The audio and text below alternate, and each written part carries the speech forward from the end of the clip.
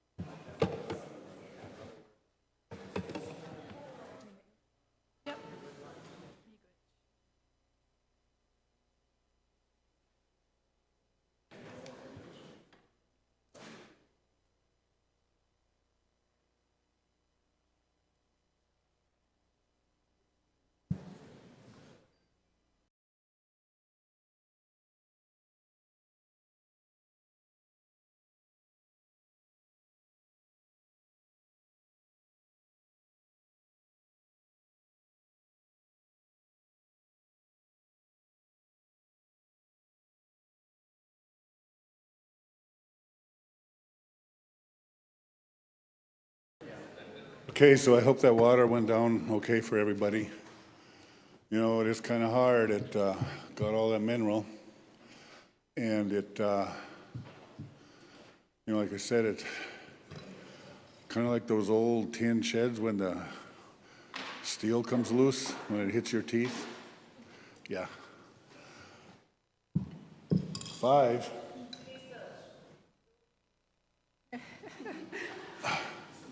Did you tell her to go down there? Oh, okay. All righty. Okay, so there's a process in motion here. And our welcoming from our tribal college president is not going to be too many minutes late. Okay, she's here. She knows what's going on. She's going to the bathroom. She was way down in that wing. She has to go to the bathroom way down there. It's a pretty good hike. And this guy here, Hunter, yeah, he says he's running for tribal chair, 2028.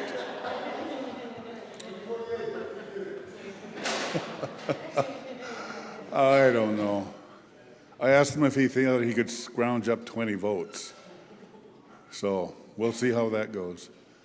But anyway, I think that means we're kind of hooked up and kind of ready to go.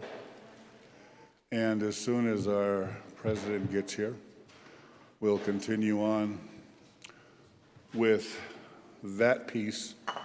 I think there's, when we talk about how this happened, last year we had our first ever White Earth Water Summit. And this year we're having the Earth Summit. And it was kind of an evolutionary process because when I got done with the Water Summit last year, I swore never again. Okay? People were saying, well, next time you do this or next year, it's like, no. Nope. We're not even going to talk about it. And then, I don't know, must have been along about maybe December or January.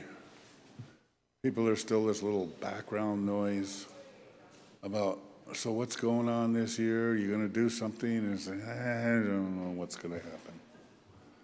Well, we'll just have to play it by ear. So anyway, here we are.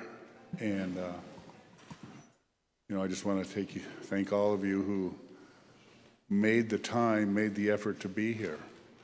Now, I think, we got a couple of extra minutes. I want to talk about what's going on at this table back here.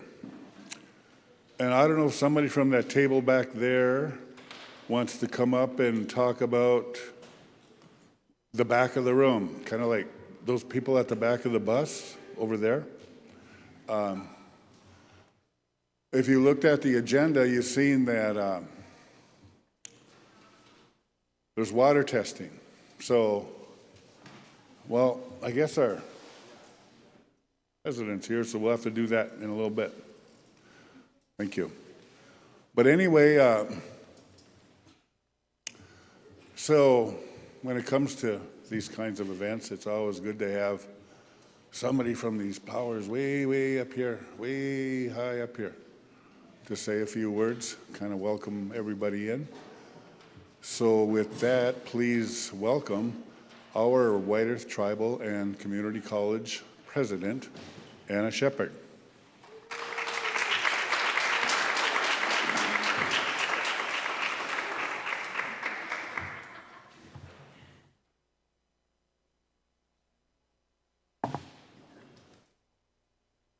Sit next to me. Just watch your step up. Good morning. We're just getting set up here.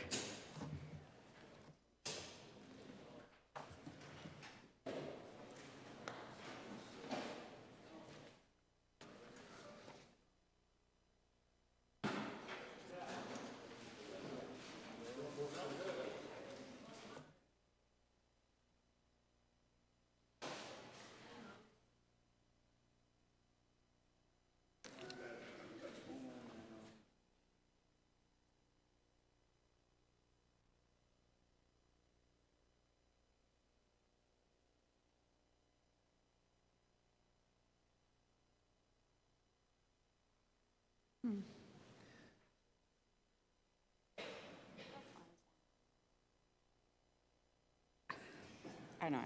I should be fine. Okay, like I said, good morning. Thank you for bearing with us. We just want to get our presentation up there so you guys can follow along. So first and foremost, I want to thank you for being here and welcome to White Earth Tribal and Community College. We're honored to host this year's Earth Summit and gather with so many people who deeply care about the environment, our communities, and the future of our planet. Let me first by telling you a little about who we are. We are one of 37 tribal colleges and universities, otherwise known as TCUs. These institutions were founded by tribal nations to offer higher education rooted in indigenous culture, values, and ways of knowing. Our mission isn't just academic. It's deeply tied to service, sovereignty, and stewardship of the land. We're also proud to be the 1994 land grant institutions. The term land grant dates back to the 1800s, when the federal government gave colleges support to education in agricultural, science, and engineering. But tribal colleges weren't included until 1994, and that's where the term 1994 has come from. That year, 29 tribal colleges were finally recognized as the 1994 land grant institutions.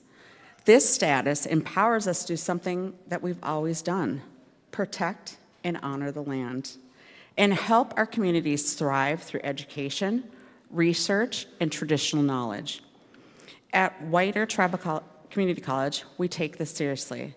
We are in the process of expanding our science wing to provide more hands-on opportunities for students. We're also developing an Associate's Arts Science degree, which will prepare students to explore careers in environmental science, biology, agricultures, and more, always through a lens that represents or respects both Western science and Indigenous knowledge. As a land grant school, we've also launched several sustainable focused initiatives. One exciting project is our plan to build a deep winter greenhouse. This will allow us to grow food even during the long Minnesota winters and serve as a living classroom for our students. We'll be able to grow traditional foods, vegetables, and native plants, not just for learning, but also for sharing. And when we say sharing, we mean it. We share plant seeds with our community, and we grow food that we give to our students and also the local families. These efforts are part of our broader work in food sovereignty, helping people reconnect with healthy, traditional foods and reclaiming our ability to feed ourselves from our own land. These programs are more than just projects. These are acts of reclamation. These are ways of saying that Indigenous knowledge, care for the earth, and the community are all interconnected. And they belong to the Center of Education here at the college that offers degrees and credit-bearing certificates in the Associates of Arts, Ojibwe language, office administration, and court advocacy. No matter the program, our curriculum is guided by the Anishinaabe values. And as you can see, we have all of our 7 values right around the drum hall. These values shape how we teach, how we work, and how we relate to the land and to one another. I want to share a personal story with you. Like many of you, I grew up playing outside. I remember the freedom of running through the trees, the excitement of finding frogs in the water, and the sweetness of berries picked fresh off the bush. And as I was writing this, I kept hearing my grandmother, my mother in my mind, and just imagining going through those raspberries. 1 for me, 2 for the buckets. 1 for me, 2 for the buckets. And that just kept playing over and over. At the time, I thought I was just playing, but I realize now I was learning. I was building relationship with the land. I was listening to it without even knowing. That relationship, that early connection, is what we hope to inspire in our students today, not just through stories, but through real hands-on experience, whether it's planting a garden, testing water samples, or learning how to preserve seeds. We want our students to see the earth as a relative, not as a resource. So as we begin today's Earth Summit, I want to say miigwech, thank you. Thank you for showing up for the Earth Day. Thank you for caring about future generations. And thank you for walking this path with us. At White Earth Tribal and Community College, we are committing to growing knowledge, growing food, and growing a stronger, healthier world together. Miigwech again.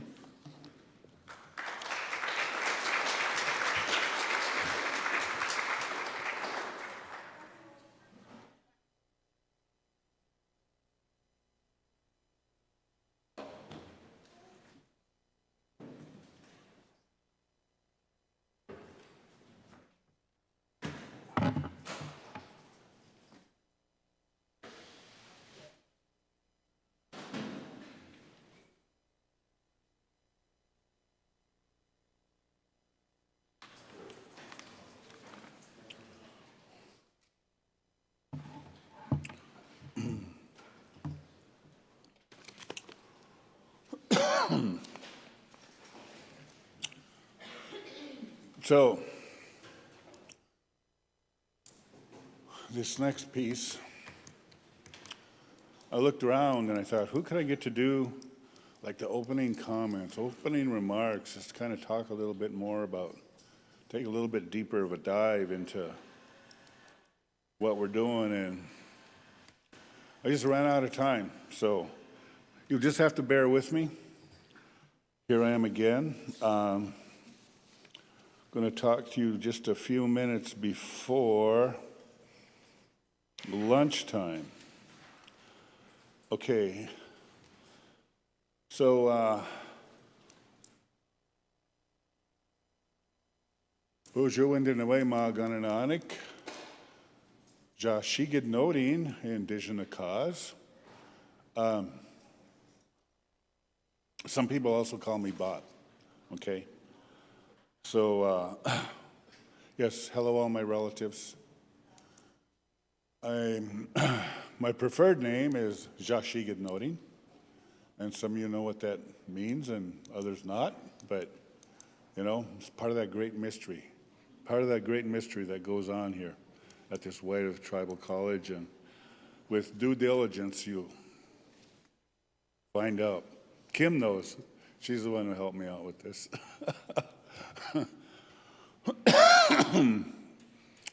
You know, I just want to take a couple minutes and talk about relatives. Talk about our relatives. Talk about relationships. Talk about who we are as Anishinaabe, who we are as citizens of this planet Earth, and some of our responsibilities, obligations, and rights that go with being a guest here. on this earth, along with so many other of our relatives. And when we talk about ending away maganiduk or ending away maganananik or getting away magamaniduk, I mean, mine, yours, however you want to say that. My relatives, our relatives. Kind of what we're talking about here. You know, when I started taking a little bit of a deeper dive into what that word, how we understand that word. You know, the explanation that works for me is simple. It's all that ever has been, is now, or ever will be, in all of space and all of time. That's our relatives. That's who we're related to. Everything that ever has been, is now, or ever will be, in all of space and all of time. Which means, you know, it goes back to a time when there was no time. It goes back to a time when there was a dark, silent, empty universe. It goes back to a time when the sound of that turtle rattle was first heard in the universe, and that water drum was first heard in the universe. And from there, here we are. Okay, so a lot happened. A lot happened in those millions, maybe hundreds of millions, maybe billions of years. I don't know. Some of this stuff is timeless, but it's universal. We're related to all this out here. We're related to the soil you see turned up here in the construction zone. You see, we're related to this grass, these trees out here. I don't know if anybody got harassed by the killdeers around here, the birds. We have a pretty good crop of killdeers again this year, and they're pretty good about letting us know of their presence. But all the birds, trees, fish, water, on and on. Here we are. So that's kind of the scope of relationships. And we're gonna, as the time goes on here, we're gonna take a deeper dive into all this. We got some excellent presentations tomorrow that'll take a closer look at these relationships to Earth, to all our relatives that we share this earth with, as well as the stars, the comets, the sun, the moon, the planets, the constellations. That's who we're related to.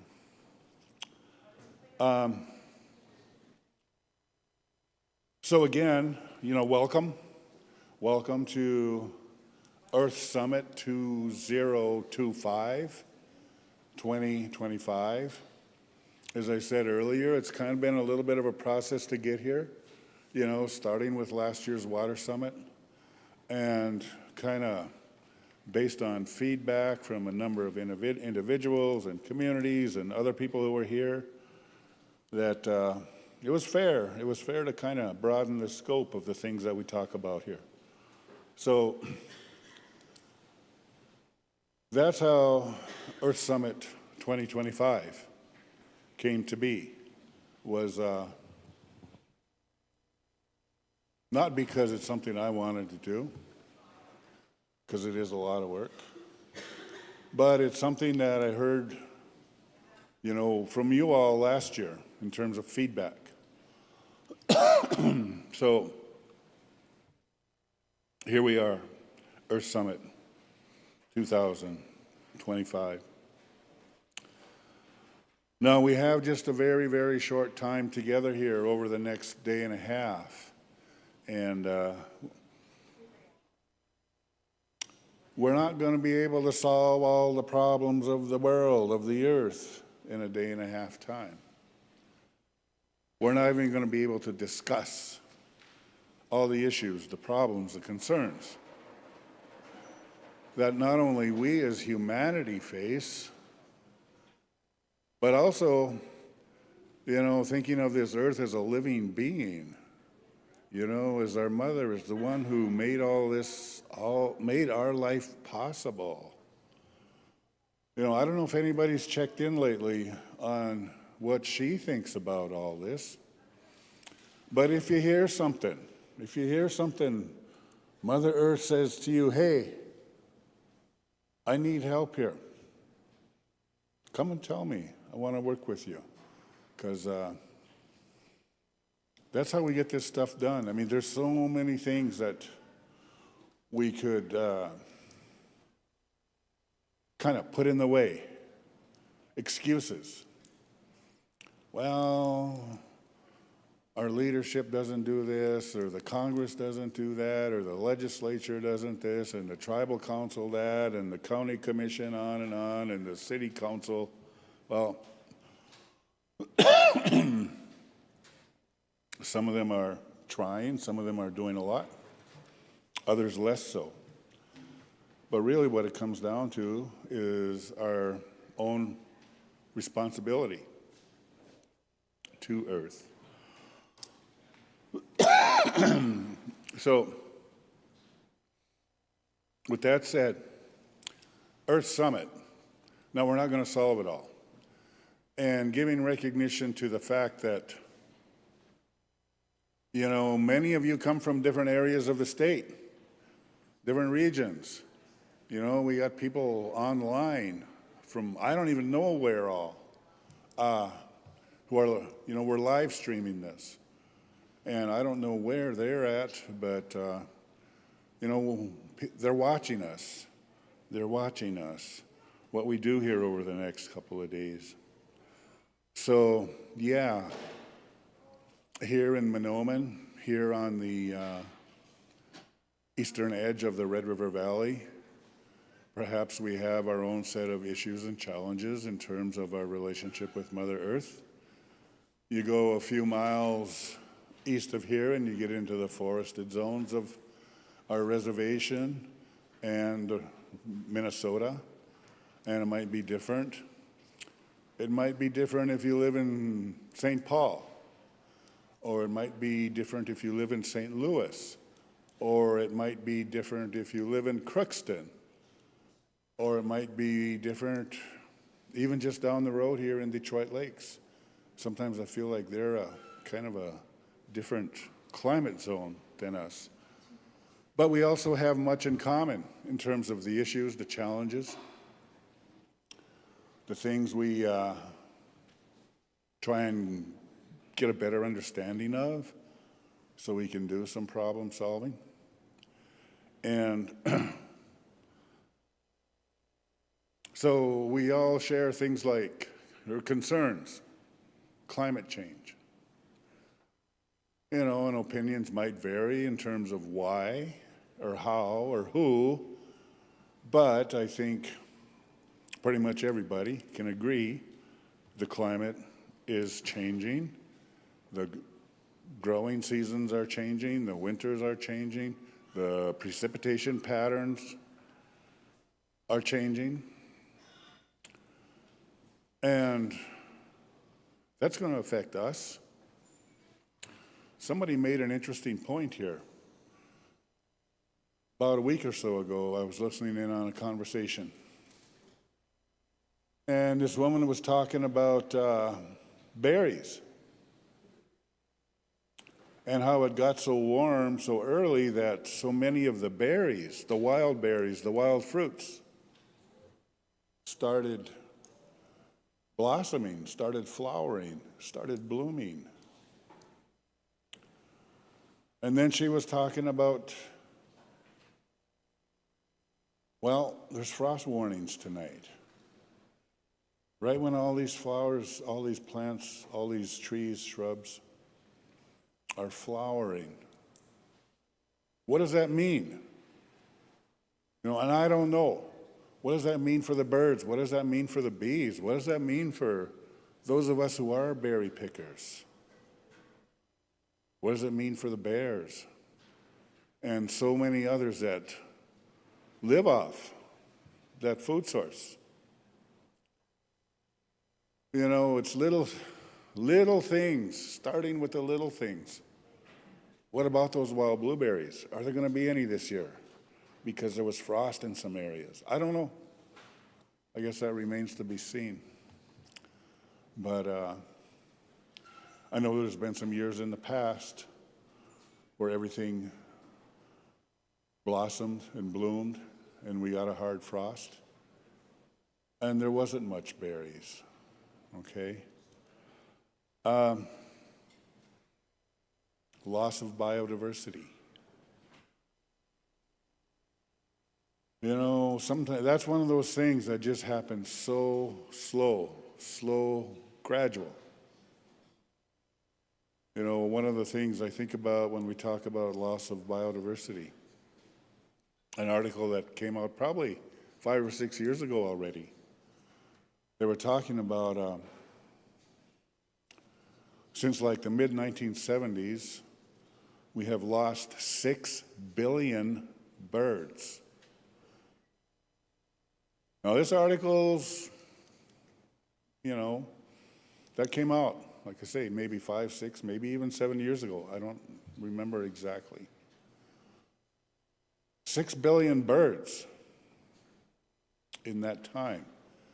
Well, yeah, it's over a period of time. Maybe 40 years. But who noticed each year a few less, a few less, a few less birds, and less and less. 6 billion. Right now, that's about 3/4 of this Earth's human population. So, think of it this way. And I don't know where this is all headed, but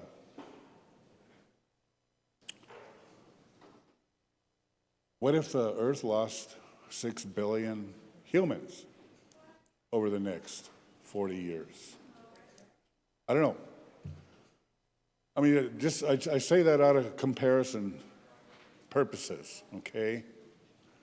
What if we lost 6 billion people over the next number of years? I don't know.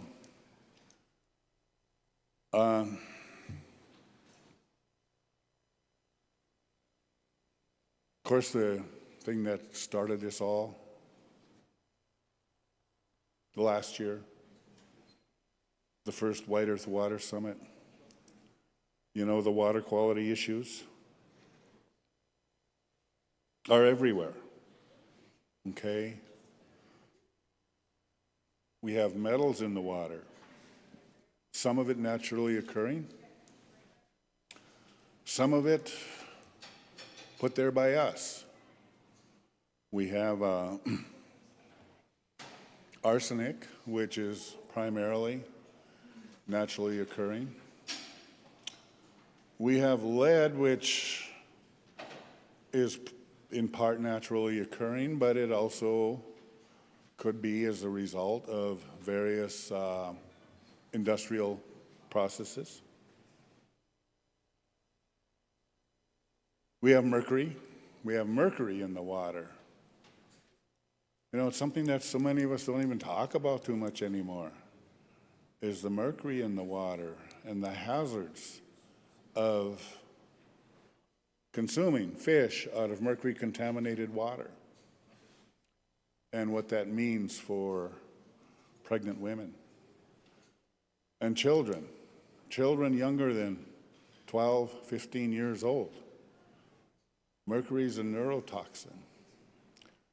And I'm not saying that all the mercury in the water was put there by mankind, but if I had to take a wag at it, I would say probably 90 to 95% of the mercury in the water was put there by us. And I don't know if it's any better, you know, because when I first started doing this work, I kind of cut my teeth on heavy metals, primarily mercury, for a start. But then it was chlorinated chemicals and compounds, industrial byproduct, agricultural byproduct. So the big thing was pesticides, and especially the chlorinated compounds. You know, we started paying attention to these things after about 60 or 70 years of use. But then, on top of all the industrial and agricultural contaminants that are in the water and in the soil and in the air and kind of everywhere on Earth now, then the issue came up of pharmaceuticals in the water. Well, we really don't talk about that too much anymore because the new buzz is microplastics in the water. So, there's a lot going on. There's a lot going on with that water, and it seems like the generations of chemicals and metals of concern, it just kind of keeps morphing faster than science can keep up with it.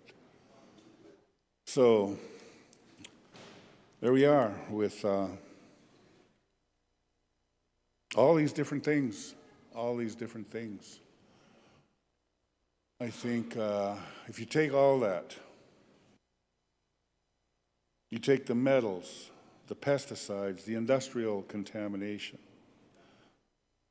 the climate change, the loss of biodiversity, the loss of habitat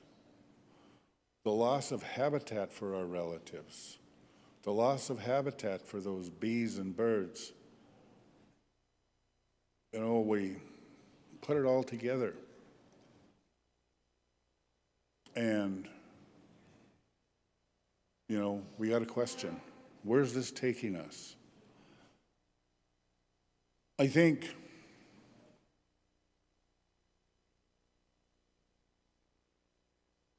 when I designed this thing,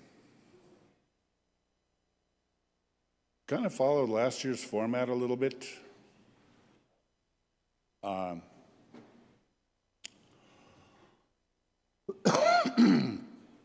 Excuse me. Last year in the one-day water summit,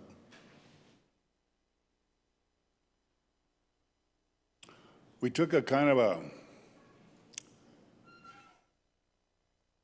took a different approach when I was trying to figure out how to structure the agenda.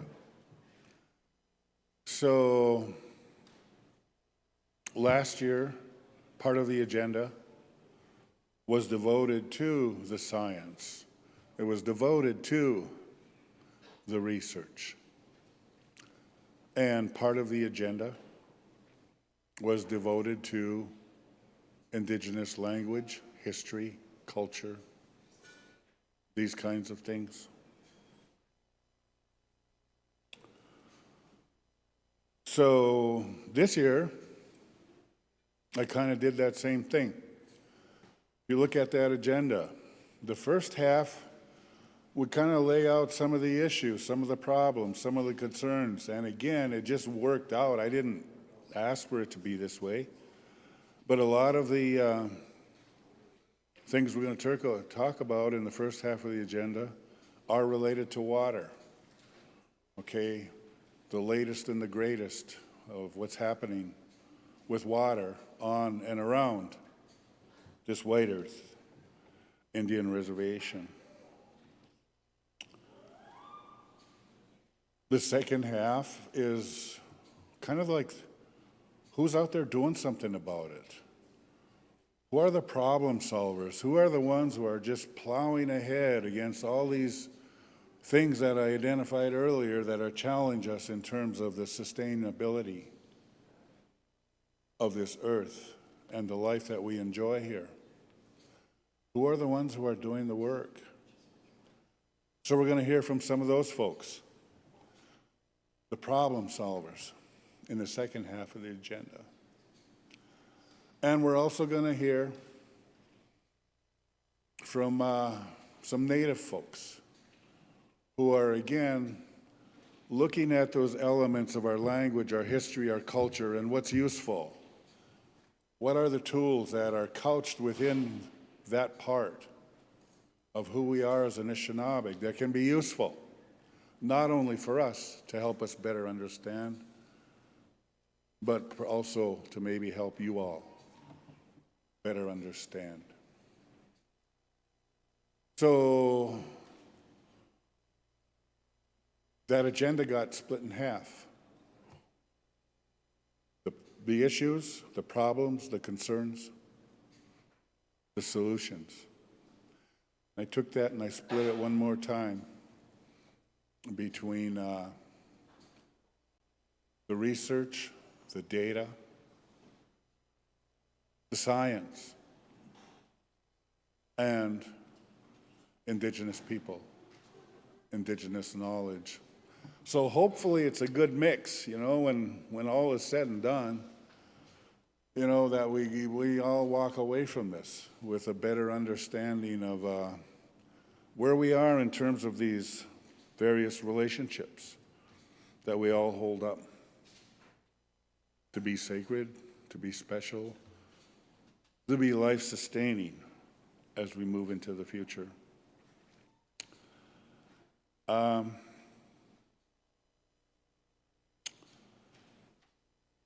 Couple of announcements. As I said earlier, don't use the bathrooms down there. The water's shut off. Maybe they'll turn it on later, I don't know. But right now it's shut off. So we gotta go down here. The bathroom's down here. And just be mindful of the construction. If you brought small children along, make sure they don't get loose in that construction zone out there, because I walked through there, it's massive, it's huge. And I almost got lost going through it. So if you got a little kid, try not to lose them back there, because it might be a bit of a chore to find them again.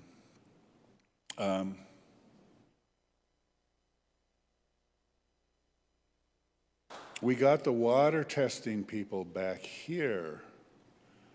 I don't know if somebody wants to come up and just say a few words about what's going on back there. Because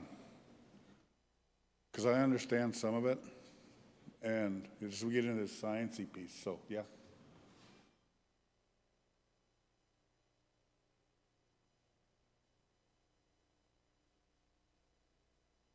Hi, I'm Nicole from West Polk Soil and Water Conservation District in Crookston.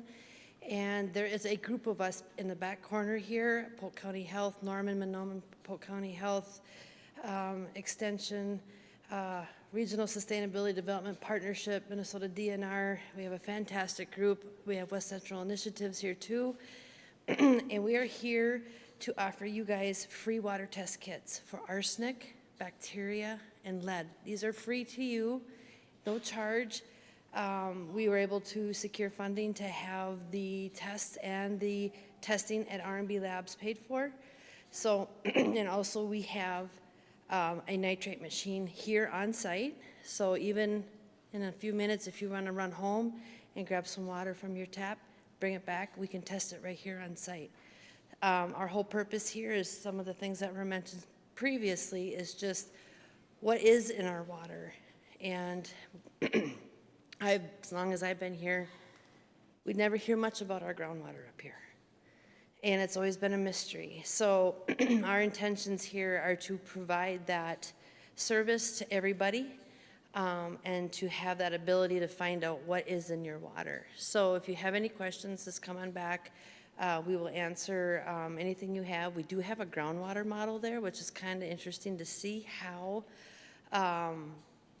we use dyes, but how it runs and fluctuates through different soil layers underground, and we have information there as well. So don't be shy, come up and see us, come talk to us, and we'll get you set up with some free water test kits. Thank you. Thank you, Bob.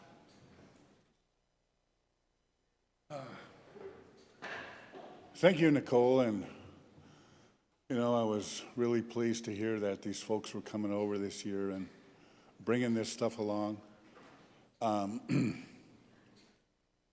Yeah, nitrate testing here. The arsenic, lead, and bacteria. That one they're going to make you sign something. It's kind of like, okay, I'm going to take this kit and I'm going to go get that sample and I'm going to bring it back. Because these are prepaid kits. And we want to make sure that they go to people who use them. We're going to take that sample from their residential well and bring it back in a timely manner so they can get it to the lab down in Detroit Lakes. The other thing we're going to do this year, a little different than last year,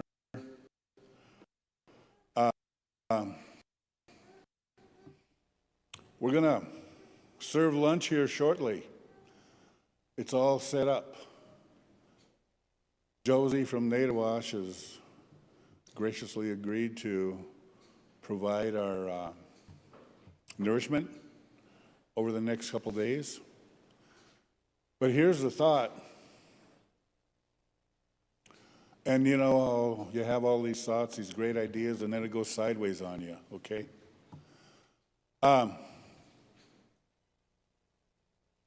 We're set up to serve, or I'm not saying we're set up to serve. I'm saying I don't know how she set it up, if it's going to be one line or two. All right. There's some soup, some fry bread, some other stuff up there. But the thing is, when you are done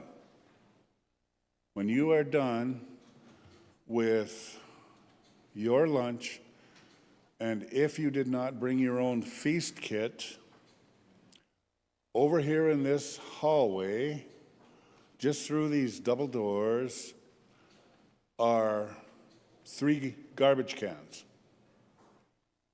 One is marked compost, okay?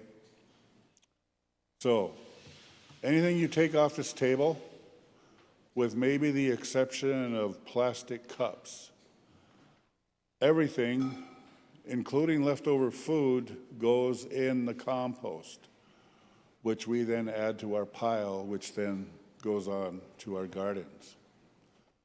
Okay? If you brought a plastic water bottle or aluminum, there's also a bin for recycle. And then for the non-compost, the non-recyclable, there is one garbage can. And my hope is, you know, that when we're all said and done here over the next couple of days, you know, maybe we have this much garbage and this much compost and this much recycle.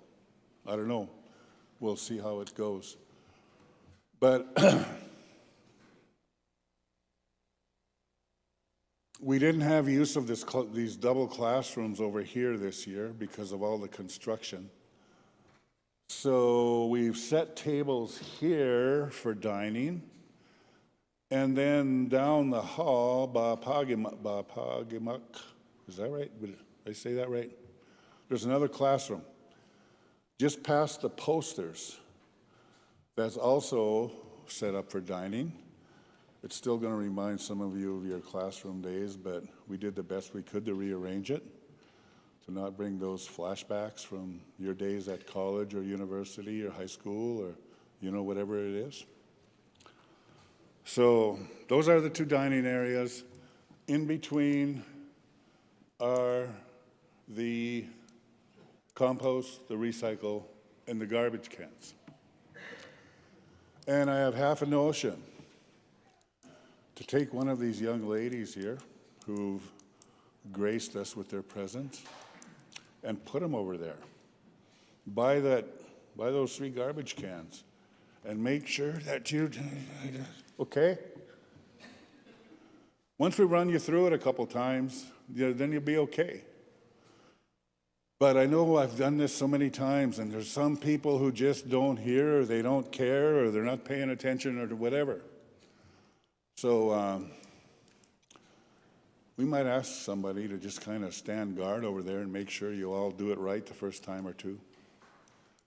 So that, in that way there, we do our little bit to help this earth, okay? So with that said, again, I want to thank you all for being here. Welcome to this, our Summit 2025. And I am communicating with one of our facility guys to see if he can get the air conditioning working in here. Okay? Thank you all. And after lunch, and this is important, we're not going to reconvene, we're not going to recongregate. Out the back door of the library, and some of you who were here last year, you know what happened back there. Mindful of this one young lady, she come up to me. We were going to play lacrosse, Ojibwe lacrosse, which is probably different than what some of you might be used to. But she said, my boss is back there and he's playing, okay? So there's a lot of dynamics, a lot of things that happen in a good, rousing game of lacrosse.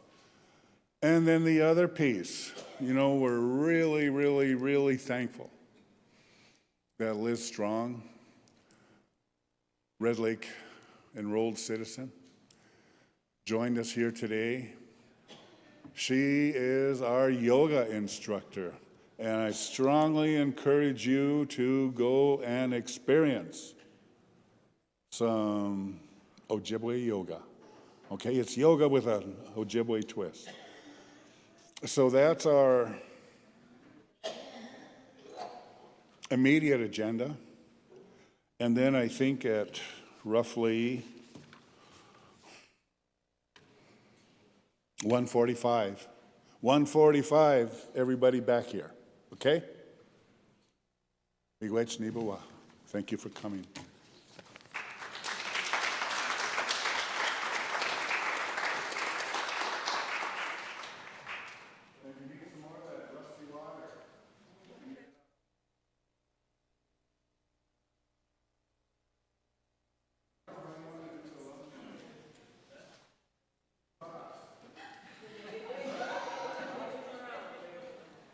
One line, elders, visitors from far away can go first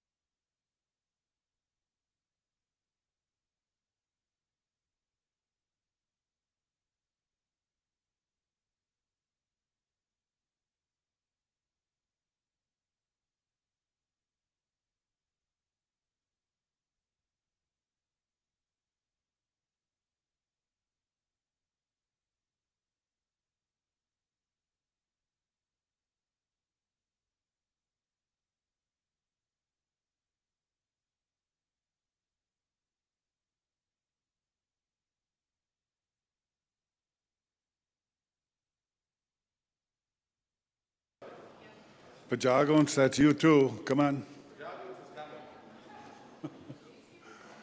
Yeah. So I think some of our people are still kind of scattered around. And just want to take a moment and say there's kind of been a little bit of a tough time around here recently. One of the young women who was on one of the panels last year at the Water Summit was in a motorcycle crash on Monday and is in the hospital in Fargo, having a kind of rough go of it. Around here, we call her Mushki Madash. Other people know her as Asia Bevins.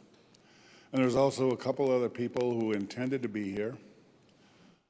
A couple, Justin and Renee Kieser, but Justin's dad got in an accident and broke his neck earlier today. So, yeah, so kind of the way things go. And, you know, if you get a minute, just think kind thoughts for those who are struggling, okay? All right. So, with that said, we're going to move into our next presentation. And, you know, when I called up Peg and said, hey, you want to come up here and talk this year? She said, well, yeah, but here's where it's at right now. And it's, you know, there's some pretty important stuff going on here. It's all related to water and energy and some other stuff.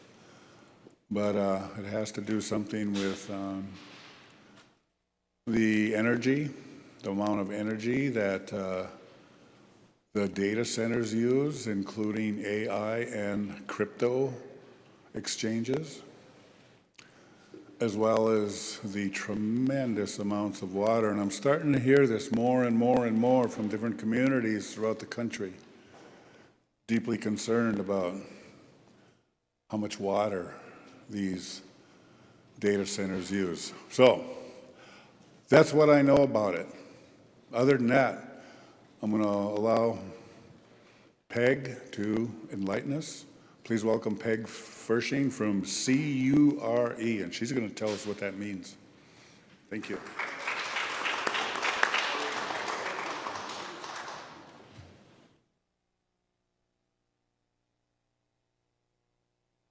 Thanks, Bob. It's a hard act to go after lunch, isn't it? But you got a chance to stretch your legs and stretch your bodies and your minds a little bit, so that's good. As Bob said, my name is, oh, sorry about that. Look at that, jumped ahead. My name is Peg Fershon, and a little bit about me. I am a mother, a partner, a daughter, a sister, an auntie, a friend, and a relative. I try really hard to be a learner, and I hope today to be able to share some of what I've learned about with you related to water. I want to thank Kim and President Shepard and Bob for reminding us this morning that we need to be in relationship with all that's around us. Our existence here is reciprocal, right? It's a give and take. And I think what's really hard is a lot of times in the world that we exist in, it's not give and take, it's take. And so today we're going to talk a little bit about that. I want to thank Bob for inviting me to speak. The conversation didn't go quite like that, but you know that Bob's kind of a storyteller and he kind of elaborates a little bit. I was quite humbled when he called me and asked me if I would come and speak. I was like, what do you want me to speak about? He's like, well, you know what you do. I'm like, well, I do a lot of things. Like many of you, I'm sure you wear a lot of hats where you're at. And I do wear a lot of hats at CURE. CURE is a nonprofit that has been around since the early 90s. In 1992, Governor Carlson put a charge forward to clean up the Minnesota River, because at that time, the Minnesota River was one of the top polluted waterways in the country. Like, I think it was number 6. So all of a sudden, back then, a bunch of nonprofits popped up on the river. There were 7 of them. And we're actually the last of the 7 that's still fully functioning and operating full-time. Friends of the Minnesota Valley still exists, but they operate a lot on volunteer resources. And we're really fortunate to still be located in the River Valley. We're based in Montevideo, which is about 5 hours southwest of here, about 100 miles from the South Dakota border and about 125 miles from the Iowa border. And our work at CURE has evolved over the years. It was rooted in water, but since that time, our work is at the nexus of climate, water, energy, and how we interact with natural and working lands.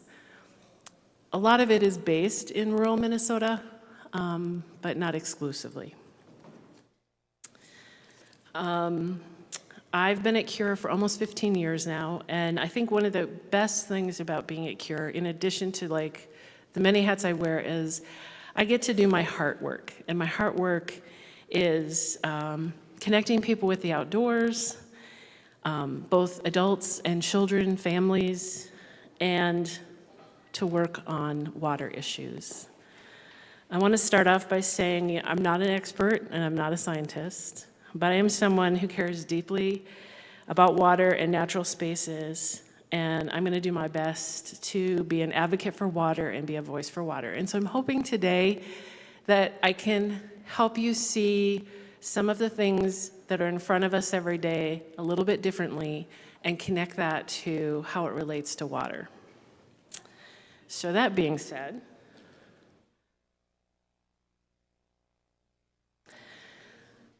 I'd like to start off by asking you to think about your first memory of water. You know, sometimes when I do this exercise, people think of it very functionally and they think about the utility of water. Sometimes people think about it as a space and a place that they go. Some people think about it as a connection. So close your eyes, and when you think about water, where is that place that you go in your mind that helps you connect with water?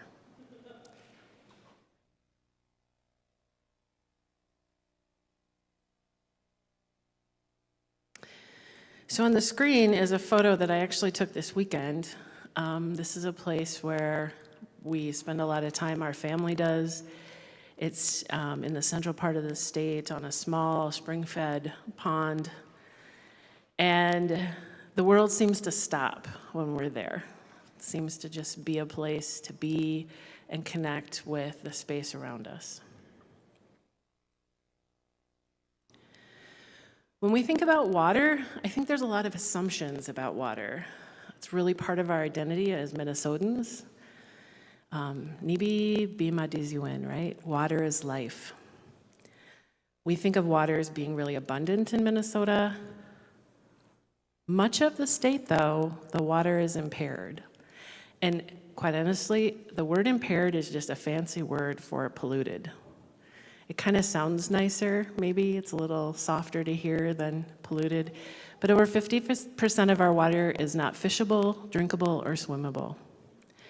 In some parts of our state, down where I live, water is scarce.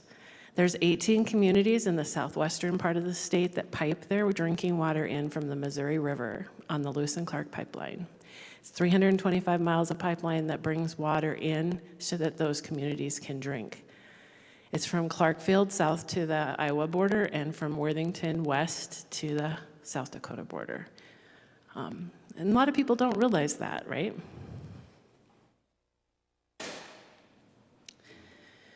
So one of the projects that I work on at CURE, we've been working on it for about 3 years, is a new proposed technology in the upper Midwest. It's capturing CO2 or carbon.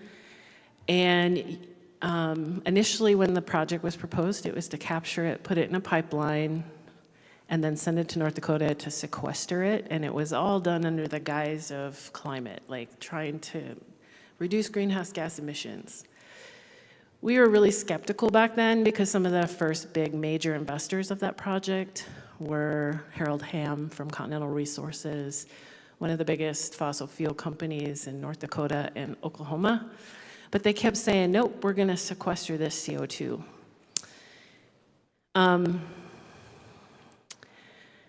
I think that some of the things that we've learned through this process is that as we really dove into this project, we realized that a lot of these industrial extractionist projects, that water consumption isn't transparent, that a lot of times there are different ways that water is used in these processes, and you only hear about parts of it. Like when they get a permit, you're only getting part of the water use. And we've really discovered that many of these extractionist opportunities are quite water intensive. I think the other thing that is really challenging is that a lot of these opportunities come in rural communities that are economically depressed, and these projects are sold as a solution to their durability and survivability. They do that up north too. Like down where I live, it's about corn and the farmer narrative and keeping farming alive. Up north, it's mining and keeping jobs on the Iron Range. But they come up with this livability justification for putting forth these proposals. The thing that we think about in Minnesota is because water is so abundant, we don't really have a cost for water. And the upper Midwest is becoming a real appealing destination for all these extractionist industries because they've been turned down in other parts of the country because they simply don't have water to put these projects forward. In Minnesota, the other challenging thing with water, well, first of all, federally, we don't have a Department of Water. We have a Department of Energy, or at least we used to. I'm not sure if we still do. Every day is kind of a different reality, but we don't have a Department of Water. And water is really complicated. There's all different kinds of water law throughout the United States, and it's really difficult to get a handle on where we're at with water. In Minnesota, it's challenging because we have 4 different departments that oversee water. Does anybody know what they are?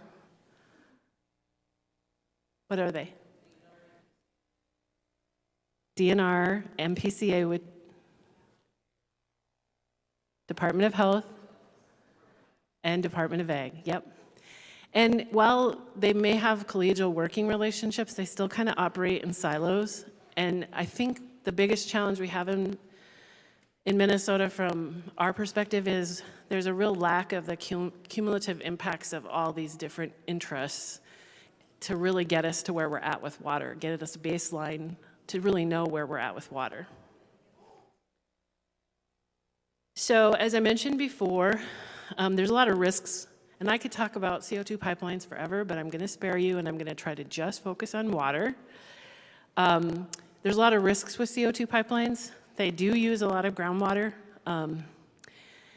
and they wouldn't be building the CO2 pipelines if it wasn't for corn, right? And so when you think about building these pipelines, it disturbs and degrades the ecosystem, and it really impacts everything from wells to wetlands, everything that's on the list. When we talk about ethanol, ethanol and corn is a monocrop culture, meaning that people sometimes just grow corn and don't rotate their different crops, which depletes the soil. Corn takes the nitrates out of the soil, and so they have to put artificial amendments on the soil to grow anything after that. And when you're putting artificial amendments on the soil, it oftentimes kills the organic material in the soil, which causes all sorts of water issues with being able to hold water and grow other things. What I want you to take away today is the ethanol process to make ethanol takes about 3 to 3.5 gallons of water for 1 gallon of ethanol. When they add carbon capture to that process, it doubles the footprint. So it takes between 6 and 7 gallons of water to produce 1 gallon of ethanol with sequestration or capture. So sequestration is interesting. Our government is one of the only governments in the world that pay the polluters to clean up after themselves. And so with relationship to corn, we have a tax credit called 45Q, which is a carbon tax credit. It's had different increments and values over the years, but right now it's at $65 a metric ton to use the CO2 and $85 a metric ton to put it in the ground. And when they use the CO2, generally there's like about 13 industries in the United States that do this. Out of them, there's only 1 or 2 that actually utilize the CO2 for like other uses like carbonated beverages or the food industry. Some companies make cement with it. The rest all use it for enhanced oil recovery. So I just want you to know that so you're not fooled when people say how it's not harmless because we drink it and pop every day or we breathe it in the air, because it isn't like that at all. And the other thing I'd like to share with you is through this CO2 pipeline process, Minnesota is the only state in the country that's had environmental review on these CO2 pipelines, and it's not been really thorough. And we don't have modeling for what happens if CO2 ruptures or leaks underneath a waterway. Now, that's really important because when CO2 and water mix, does anybody know what happens when CO2 and water mix? It creates carbonic acid. And carbonic acid is, it messes with the pH and buffering of water. So you can't drink it then, and it kind of kills all the life in the water. But it also makes it highly corrosive. So what the whole CO2 pipeline concept is they capture the CO2 is really appealing at ethanol plants because the CO2 is kind of pure because it's made from corn. Because a lot of things emit CO2, cement, mining, other industries. But ethanol produces CO2 from corn. And they can capture it in the fermenting vats. Most pollution prior to this was captured like at direct capture, like from the smokestack, which isn't very efficient. But at an ethanol plant, if they capture it in the fermenting vat, they've got 4 walls and a ceiling and a floor, so it's much more efficient, so they like that, right? And what they do is they capture it, and then they heat it to super high temperatures to distill it, because they got to get all that moisture out of there. And then they change it from a gas to kind of a supercritical state. It's kind of not really a liquid, it's not really a gel, it's kind of somewhere in between there. And then they compress it and chill it, and they put it in a pipeline. And as a result, the pipeline is pressurized at 2.5 times that of natural gas, has to be made of special materials because of the corrosive nature of CO2. So it's not like they can use any pipeline, they have to build a special pipeline just for this. So CURE has been involved in advocacy, and we've been fighting this. Where this project is at in Minnesota is, back in January, the Public Utilities Commission did grant Summit Carbon Pipeline Solutions a routing permit for the 28 miles from Fergus Falls to Breckenridge. There's a proposed 242 miles in Minnesota, 3 branches, but Summit only applied for a permit on this small segment. And they were granted a permit. There isn't eminent domain for this project, so they have to get all the easements, and we currently still have a couple landowners that are holding out in the 28 miles. And they can't start construction until North Dakota gets their permits and they're able to sequester. I think they thought this was gonna be like a breeze and they were gonna be able to just build this pipeline, but there's been a lot of resistance. And then shortly after, I think it was in March, would have been March 8th or 9th, South Dakota governor signed into law that this is not an eminent domain project in South Dakota. And the landowners won on that issue, and so they haven't been able to get this pipeline through South Dakota. So the main branch, the big branch, starts in Candy, Ohio County, and it goes all the way down to the Iowa border. They can't start building that because they have to go through Iowa up through South Dakota to get it to North Dakota. So we're hanging on to that. So that's where this project is. The other kind of projects that we've been working on in Minnesota that kind of slapped us in the face, which Bob was kind of talking about, were data centers. And this is gonna be an interesting thought because I think I'm hoping you take away some things about data centers here and think about not just data centers, but other projects a little bit differently. On the screen in front of you is a graph, and you can see it's kind of hard, the letters are small, but that long blue bar across the top, these are the top countries in the world that have data centers, and that top bar is the United States. So you can see that we're way ahead of everyone else. Now, you could say that we're way ahead and we're innovative because we're way ahead of everyone else, or you could say that no one else wanted them and no one else allowed them in their countries, but we did. I'll let you decide which position you think we're in. But in the United States, they're one of the top water users or consumers, industrial use of all the industries that we have. There are different types of data centers. 4 different types, actually. So the enterprise data centers are independently owned. We've actually had some of these in Minnesota for a long time. There currently is like 62 data centers, maybe 63 in Minnesota, and they're smaller scale, so they might be like a company who would back up all of their data. I know for a while there was a company that would sell server space for you to back up your photos digitally. That's kind of like an enterprise size. Then there's public cloud data centers, and that's probably more about what we're going to talk about today. That's the Amazon, Google, Meta, or Facebook. And they're shared by multiple consumers or customers.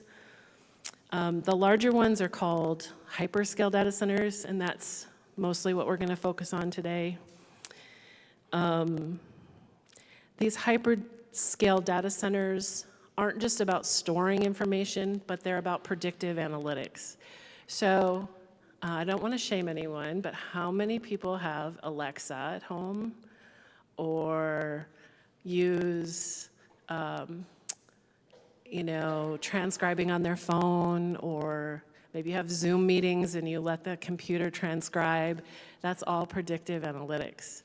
And that's all made possible by these hyperscale data centers. So when we think about managed data centers or co-located data centers, those are more for like small and medium-sized businesses. They're more for like storage and backup, like emergency backup, off-site backup kinds of things. And then we have cryptocurrency mine, Bitcoin, and they are another whole ball of wax that we're just going to briefly touch on because I don't know a huge amount about it. I know a few of the basics. On the right of your screen is a picture of a Facebook or Meta campus in Rosemont, Minnesota. It's 715,000 square feet. This is a photo that Kari Spencer took from NPR.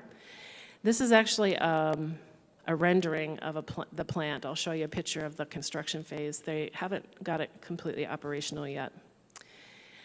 When we think about data centers, their footprint, they consume a lot of water for cooling and just other general operational uses. Indirectly, they consume a huge amount of water for energy generation. And so when a data center gets a permit to build, they submit their project, and they only put in the permit the water that they're going to use, like in this case, for cooling. But almost double that is how much water is going to be needed to generate the energy or the electricity is needed to run the data centers, the servers. And that doesn't get accounted for in the matrix because they're oftentimes purchasing the energy from like Xcel Energy or maybe a rural electric cooperative. In the case of this one here in Rosemont, that's in the Dakota Electric, rural electric cooperative market. This data center is going to use more electricity in a year than the entire footprint of Dakota Electric customer base. Think about that. And I don't remember what year it was, but many years ago, and it really had to do with the industrialization of rural Minnesota, they put a law in the books that said if a customer came to a utility, whether it's a rural electric cooperative or a municipal provider, that provider had to provide electricity to that customer. And that's really how much of rural Minnesota got electrified. We have 44 rural electric cooperatives in Minnesota. We're one of the top rural electric cooperatives per capita in the country. And that was great back then, maybe, but now it's coming back to bite us in the butt, because when a company like Facebook or Google comes to Rosemont and says, I want to open up shop and I've got a permit to open up shop, you have to provide me with electricity. The electric providers are charged with figuring out how to provide that electricity. And what it's really getting us to is we've been leading the country in some of our greenhouse gas emissions and reductions of dependency on fossil fuels for many years. Projects like these data centers are going to set us back decades, because the only way to get the electricity for these data centers is to open up shuttered natural gas plants and to get nuclear plants back online. Nuclear plants don't come back online really quickly, so they're going to start opening up these shuttered natural gas or build new natural gas plants in the interim. But in the next decade, you'll see nuclear come back online to power these. Now, when you think about data centers, it's like, what can we do? It seems kind of overwhelming. If you think about how they're woven into the everyday fabric of our life, medical records at hospitals, GPS on your phone to get here. Some people use it for their shopping lists. Grocery stores use it for inventory control and to place orders. I mean, the ways that it's infused into our life, I don't know that it's going to go away. And so some people think, well, you know, what can we do? They throw their arms up. But we can do things, and I'm hoping that you'll be part of that solution in questioning, in like, even within the data centers, it's cheaper for them to use water to cool that evaporates. But there are ways to cool equipment that are closed loop systems that don't use as much water, but it costs a lot more money on the infrastructure side to put it in. But we can ask for that, right? We can demand that. We can put those things in law in Minnesota instead of having laws on the books that incentivize these companies with tax breaks to come. So, in any case, the three components are cooling, indirect use through electricity generation, and then being embedded with the electricity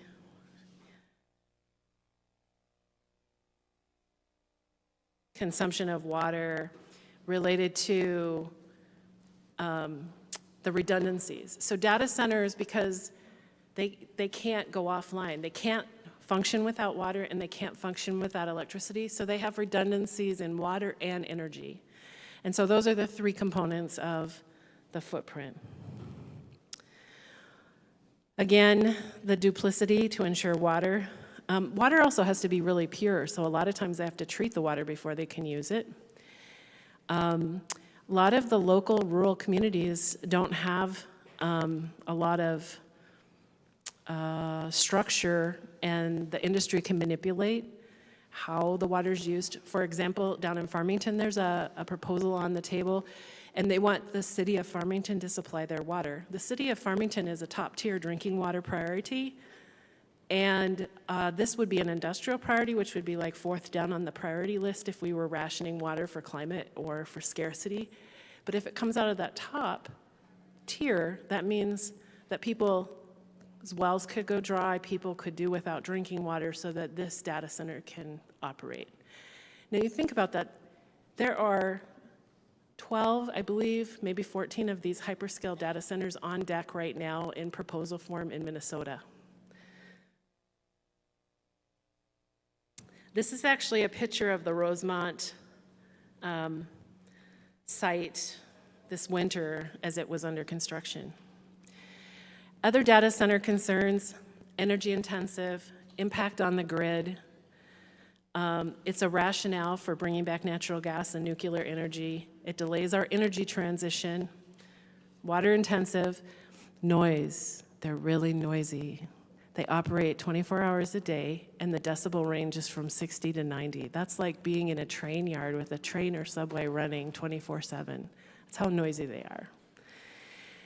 They also use a lot of broadband. So if you think you have bad broadband issues where you live, if you were positioned by a data center, it would either get better or it would be worse. I'm not sure. They'd either put in the infrastructure to make sure it was better, or you'd be competing for bandwidth with them.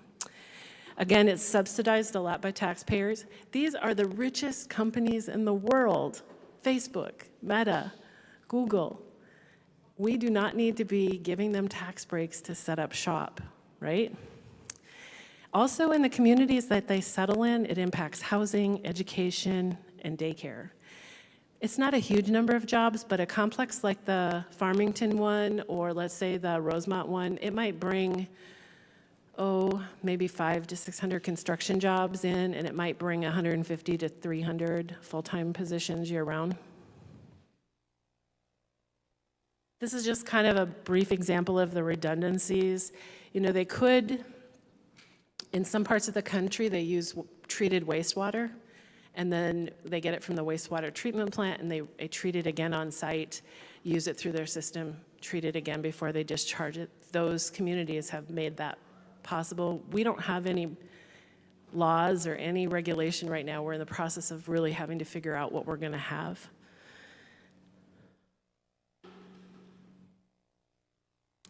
So data centers in Minnesota, I said earlier, I said 62, I think they're 61.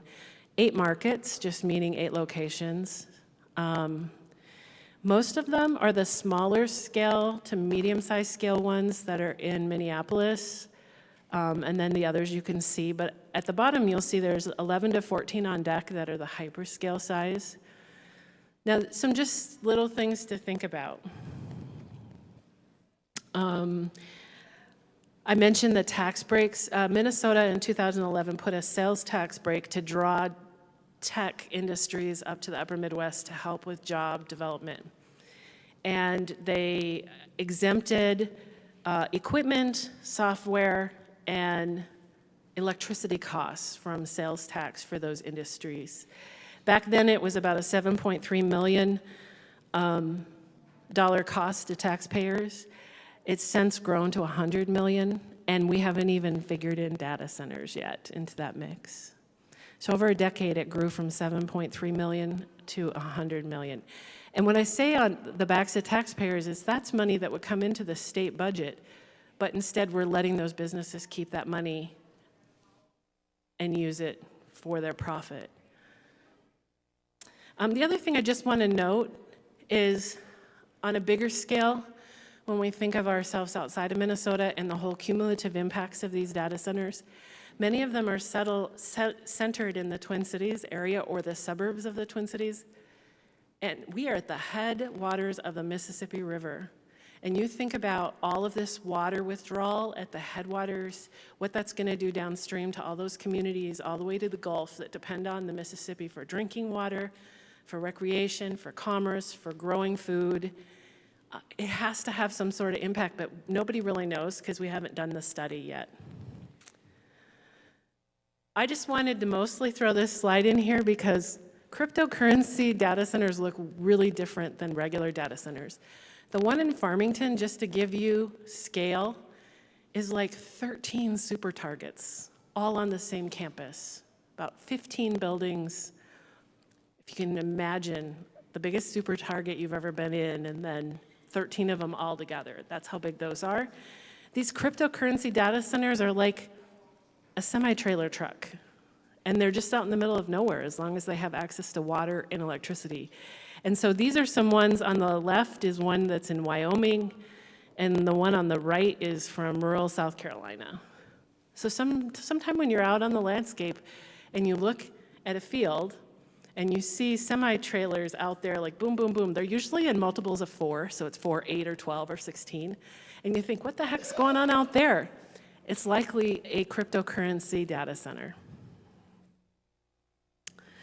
Okay, so things we need to work on for water. We need to work on the cost of water, who gets priority for water, accountability for water, funding for a water atlas, and individual advocacy.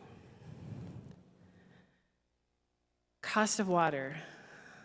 We could just spend a whole hour talking about this, but I'm just going to tell you, we pretty much give our water away to industry. Up here, you see it all the time, the potato fields being irrigated 24/7 with the big spigots going all the time. The most they're going to pay for their water, 5 permits or more from the DNR on an annual basis tops out at $250,000 for water. Doesn't matter how many millions of gallons of water they use, that's what it tops out at, according to the DNR page that's currently up. I looked them up last night just to double check. And as you can see, it's gradated to the largest users. But let me tell you about this related to the carbon pipeline. So the Fergus Falls ethanol plant has a well and a DNR permit that use 363 million gallons of water a year, and they pay $1,200 a year for that water permit. An average household in Fergus Falls, a family of 4, pays over $1,000 a year for their municipal water, and they likely are using about 70,000 gallons of water a year. Now, I'm not sure how you feel about that, but that makes me sick, that families are paying far more for their water than industries are paying. And these are for-profit industries that are making a ton of money, and they're using the water.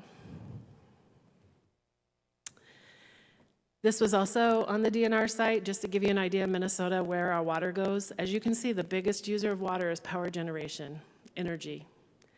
Next is drinking water, then is irrigation, industrial processes, and other. It's really kind of hard to determine what's included in industrial and what's not, and what's included in agriculture and what's not.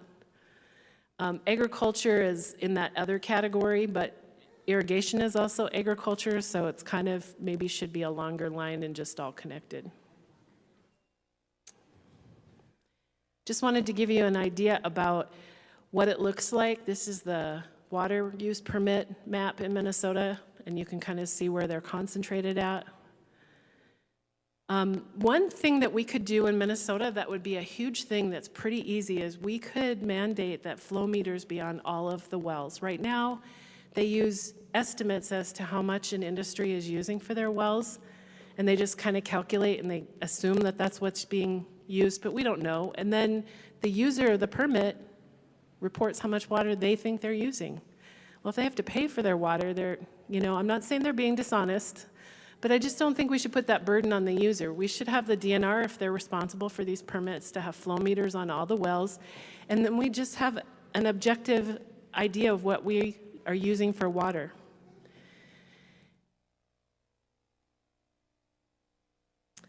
I mentioned earlier Water Atlas, and to my naivety, I didn't realize that they're all different kinds of atlases. I thought if we said Water Atlas, there was a common understanding of what that would be. But for the purposes of this, what we're trying to do is get a Water Atlas funded in Minnesota that would look at the hydrology in the state and the geology, and it would give us an idea or a baseline at where our aquifers are and how it relates to surface and groundwater. Those would be the areas that we'd focus on for the atlas. We've been told this is about a $400,000 project, but we really feel like before these industries come in, out where I live, I don't know how many of you know this, but Minnesota is home to North America's largest dairy. Riverview Dairies is based in Murdock, Minnesota, in Stevens County. They are North America's largest corporate dairy. There are anywhere from 12 to 15 mega dairies out where I live. And they're like anywhere from 10,000 to 16,000 head of cattle, and they use a ton of water. And a lot of the smaller farms around these big dairies, their wells have gone dry, and they've had to dig new wells. The city of Appleton had to dig a new well. So having a water atlas would really give us a better idea of, water doesn't respect boundaries of like property lines and counties or state borders. And we really have to understand where the water's coming from. And most of these withdrawals are at such high levels that the groundwater isn't recharging, and this could be another whole hour of conversation, but we use a lot of drain tile in Minnesota, and what drain tile does is it moves water off the land and in the ditch and in the river really quick. Doesn't allow the water to be filtered, so all the nitrates and phosphates with these fine people in the back that are testing water for, it puts them right in the water, and it doesn't allow the aquifer to recharge. So if you're taking millions of gallons of water out for all these random industries, the cumulative impact is horrific, and we just don't know. So we're putting up the red flag and saying we want an atlas done. So what can we do as individuals? We can be a voice for water. You're here today because you care about water and you care about the earth.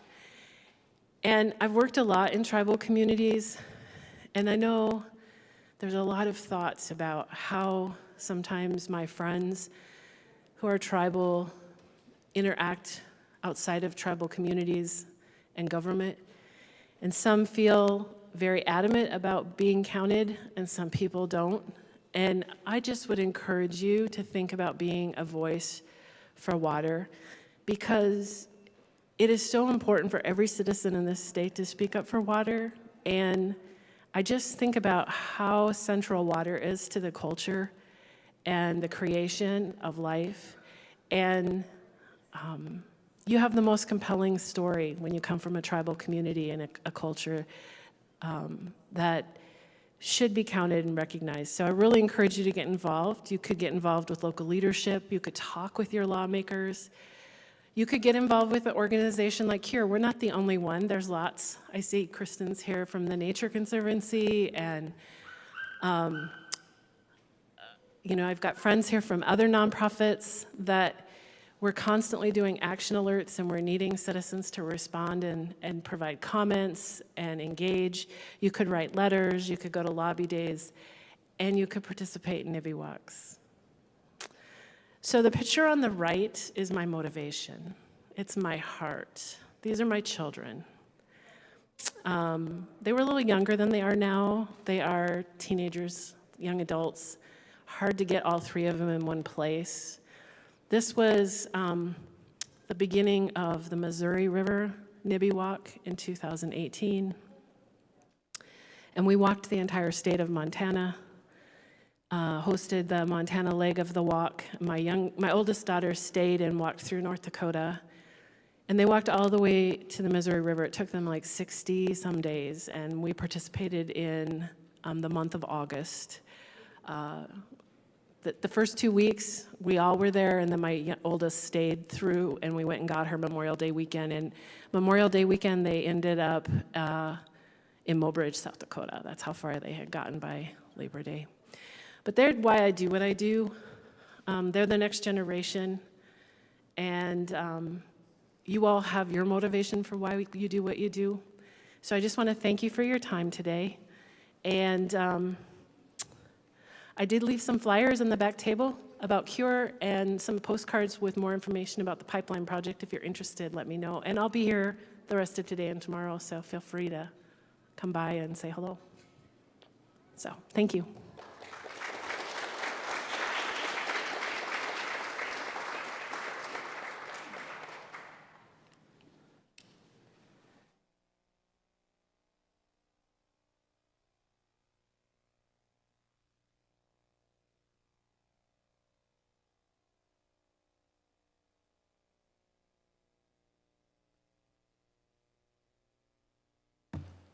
Thanks, Bob. Thank you, Peg. So, I don't know where we're at on this thing.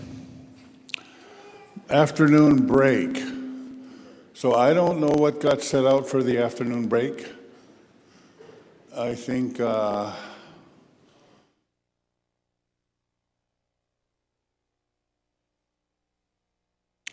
that's what time it is. It's time to take a break. But before we do, those of you who did the yoga, it's okay? Yeah? Survived? Survivable yoga? Yeah? Okay? The lacrosse? Did we thin out the herd with the lacrosse game? Yeah? We got a couple back there. All right, so anyway, we're going to take a little bit of time out here and reorganize and meet back here, and I don't know how close we are to schedule.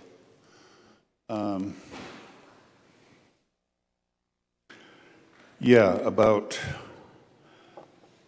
3-ish, we'll reconvene with our next panel with the latest and the greatest in the water situation down around Pine Point.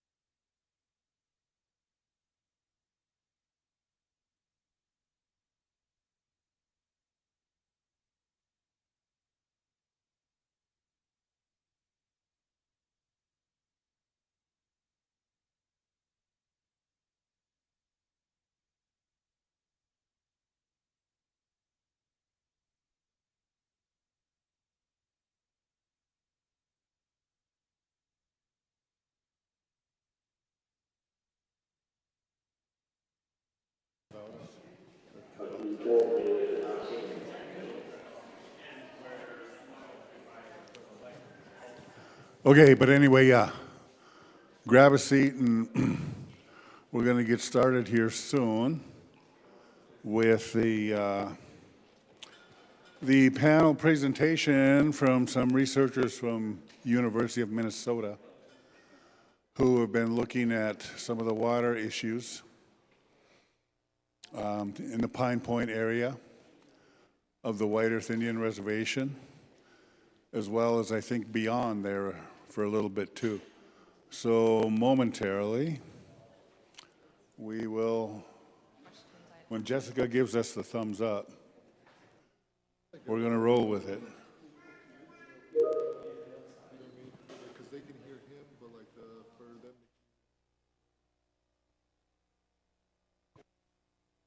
I don't know how he's gonna hear. Actually, maybe they'll just have to reiterate the question. Just read it to him?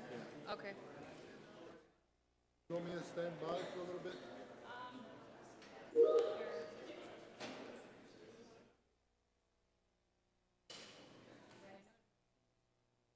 Oh, it is. He's live. He can present and all that other good stuff. All three of them? All I know is about hers. That was the only one I made contact with. But we can set up more. And we can continue replicating this exact situation and doing it this way. Because there's him. Yep. Is there another one? I don't know if she has more that she wants to present. There was two others on the panel? They were only going off one presentation though. Don't, Okay, so it's just him. just him. Okay, well, we can roll any time then, right? Yep, just as soon as. It's open. It's open. And it says you are sharing the screen. I don't know why it's not showing up. He would have to share his side.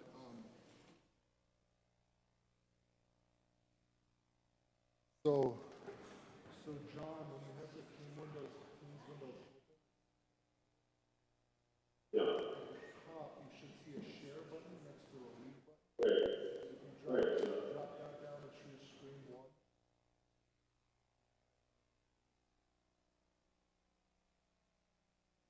Is there a leave button in our column there?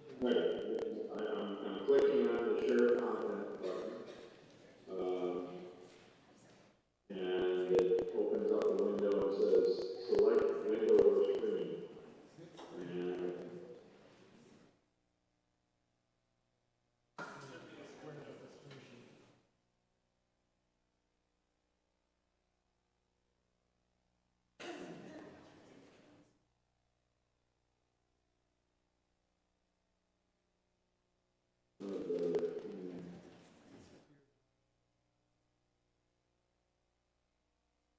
So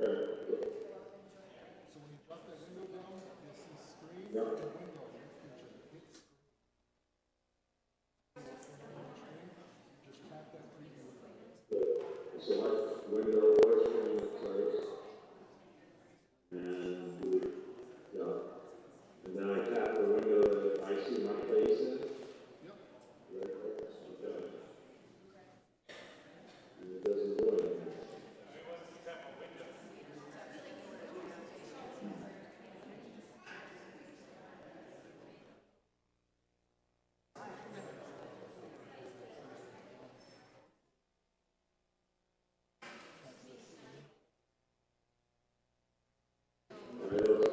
We'll see what you're doing.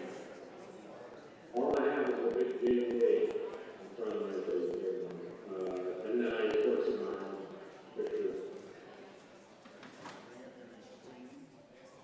So I got Jessica's letter there.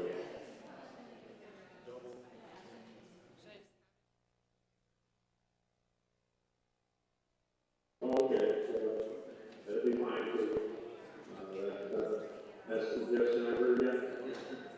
I'll put a screenshot of the chat. How are you guys gonna do that? All right, if you just want to email that to me. John? Yeah, I'm doing that right now.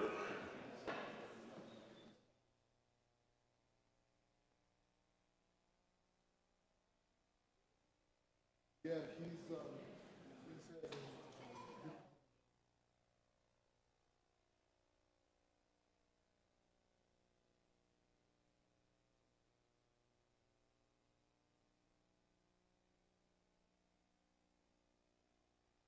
Okay, I've launched it. It's on your way.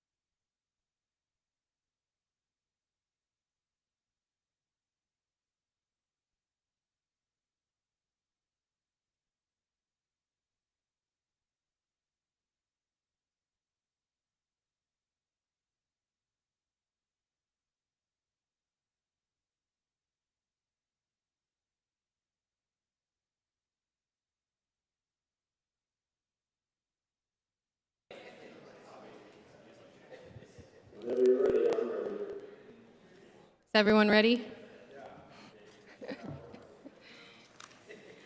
All right, I'm Jessica Johnson. I am the Director of White Earth Natural Resources. And White Earth Nation, has funding provided by LCCMR, the Environment and Natural Resources Trust Fund. And we're collaborating with the University of Minnesota and other contractors on a project titled Protecting Water in the Central Sands Region of the Mississippi River Headwaters. And that ends June 30th, 2026.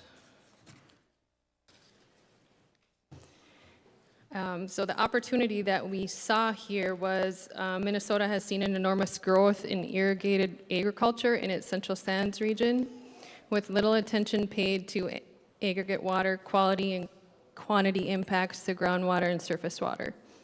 In part, aggregate impacts to water resources have not been addressed because of the region's complex hydrogeology, consisting of sandy topsoils, covering many layers of larger and smaller semi-confined and connected aquifers.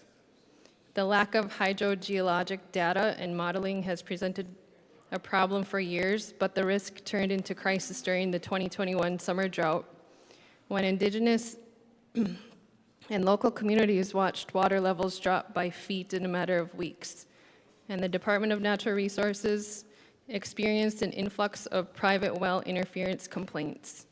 This project aims to shed new scientific light on aggregate impacts from irrigated agriculture in Minnesota's Central Sands. Through additional water monitoring and model construction, the project will demonstrate current and projected future water quantity and quality impacts. The project information will be used to protect hunting, fishing, gathering, treaty rights, recreational water uses, and agricultural uses for current and future generations. The scientific data will provide key information for diverse water users to unite in water use, restoration, and protection efforts. So online we have John Niebuhr. John is a full professor in the Bioproducts and Biosystems Engineering Department at the University of Minnesota. With a PhD from Cornell University, his research involves surface and groundwater hydrologic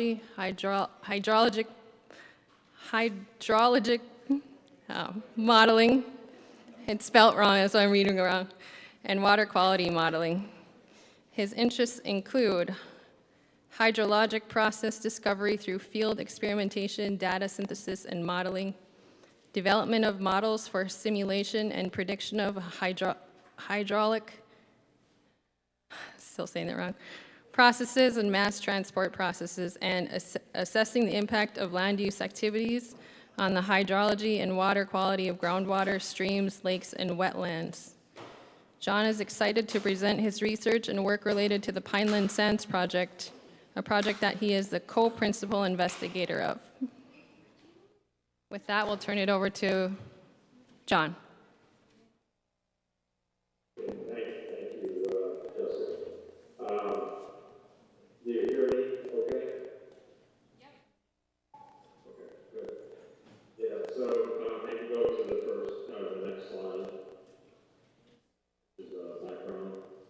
Yeah, so I think Jessica was mentioning about, of course, the project, the collaboration between the University of Minnesota and White Earth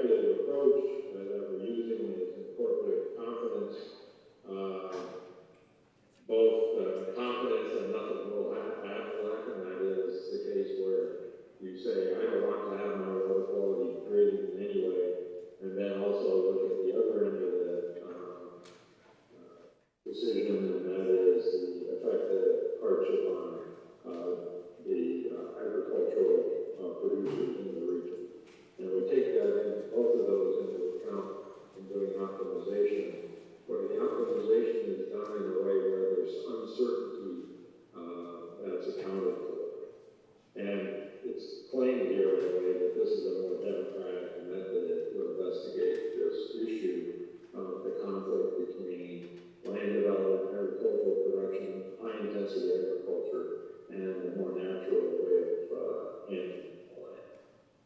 So let's go to the next slide. All right, so here we're going to talk a bit about potential cropland that could, land that could be converted to agriculture, because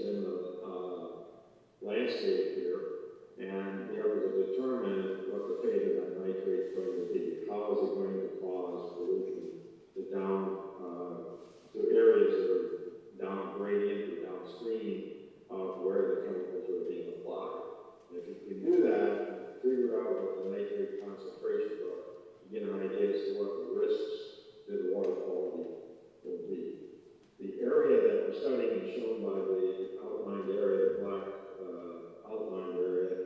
This is about 1,500 square kilometers, about 540 square miles.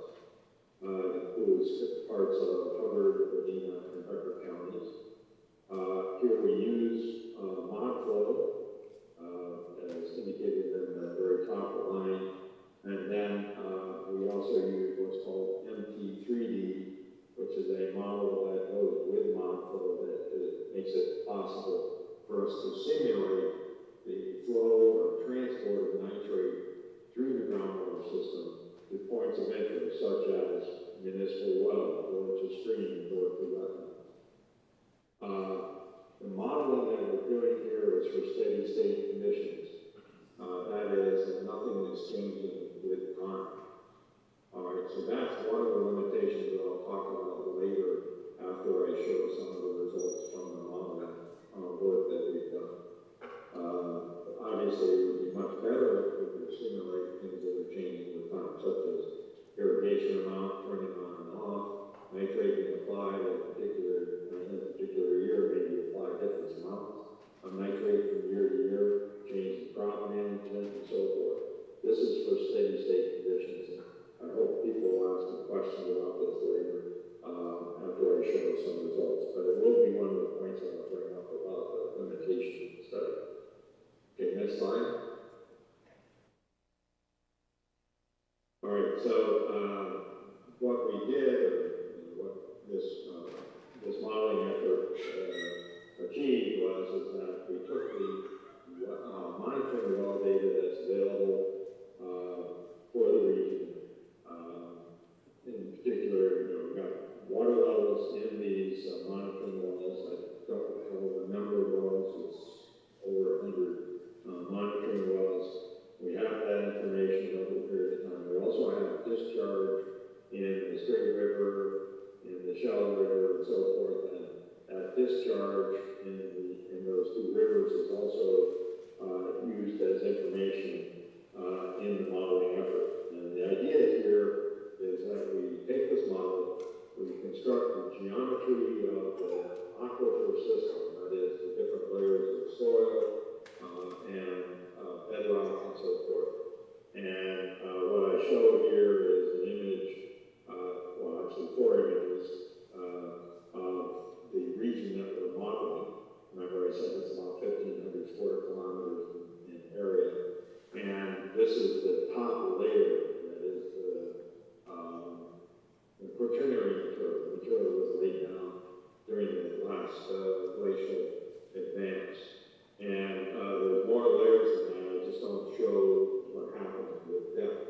What's illustrated is the value, a mapping of the soil hydraulic, or the material hydraulic connectivity, because it's not all soil.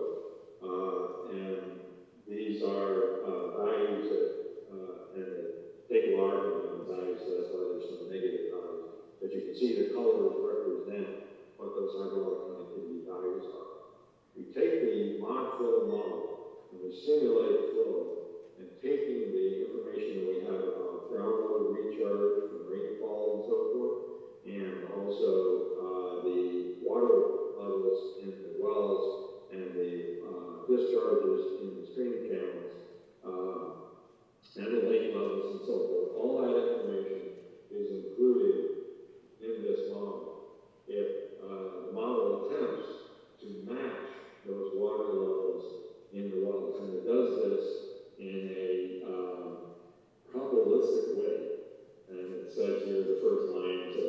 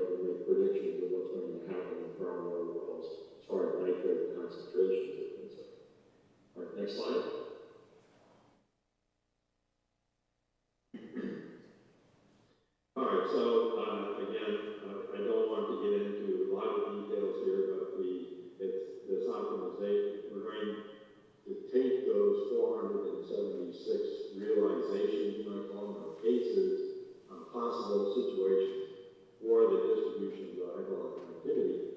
And we want to be able to, what we're going to do is we're going to optimize the distribution of application, I'll just say fertilizer, and it could be manure too, but applications of nitrogen over the landscape. We want to determine what's the best distribution of those applications such that we reduce the risk of polluting groundwater wells or polluting surface water.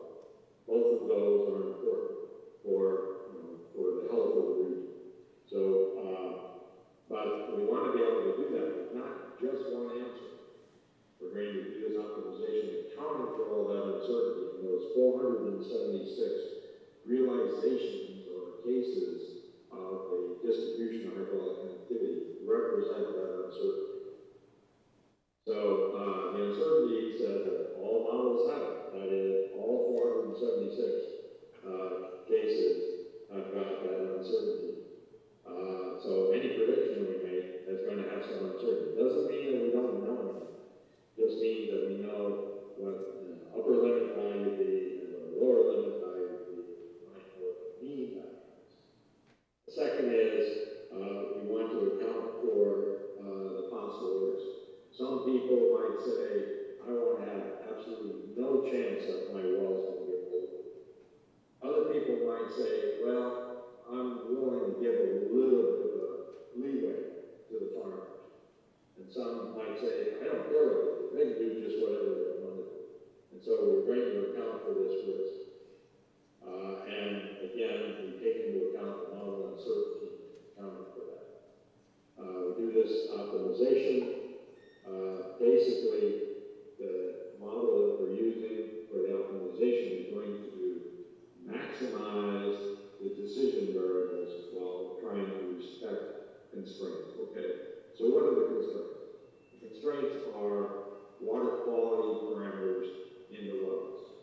And the state has set certain water quality parameters for wells as well as for streams.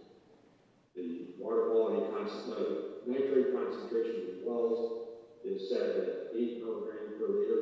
I'm not going to get into the detail of how that came out. And in the streams, it's 5 milligrams per liter. All right. So what we want to do is we want to do this optimization. What will be the optimal distribution or application of fertilizer to the landscape, to all these different farms and so forth, that will allow the system to violate those nitrate concentration constraints. So 8 milligrams per liter in wells, 5 milligrams per liter in the rivers and streams. All right, so this takes into account all that uncertainty, as I said earlier. And so the results that we're going to get are going to account for that as well. So we're using 3 optimization objectives. One is the risk. One is the total nitrate leaching. That is how much nitrogen will the farmer apply. We have data on the different crops, how much leaching actually occurs.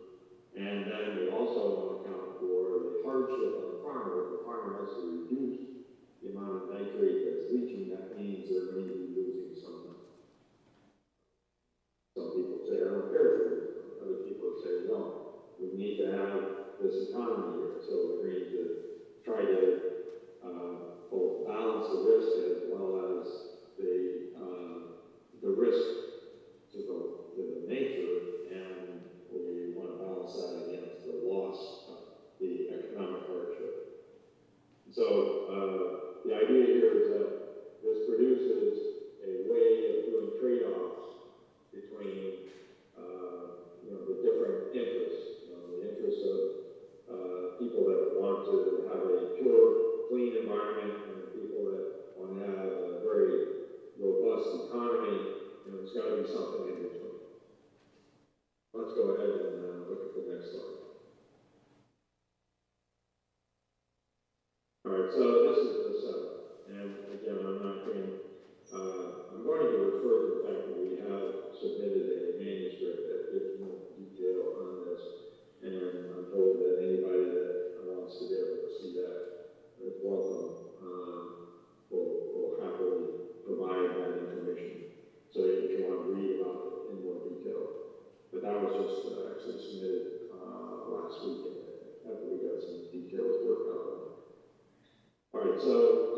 we're using this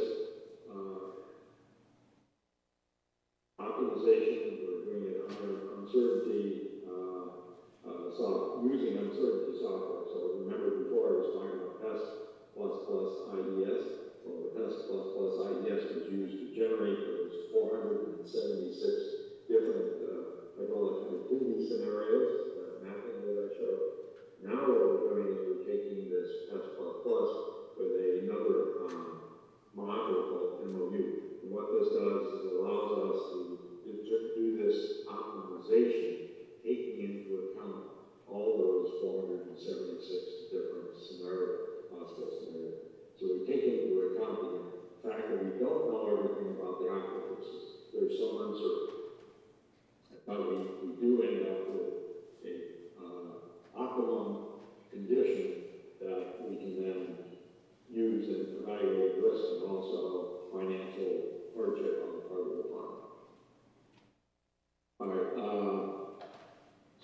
On the map that's shown here, the yellow dots that are shown are locations where nitrate leaching will be specified, and we'll call that the decision verb. That is the value that we want to be able to derive out of this analysis. So obviously, the value is not going to be the same at every point.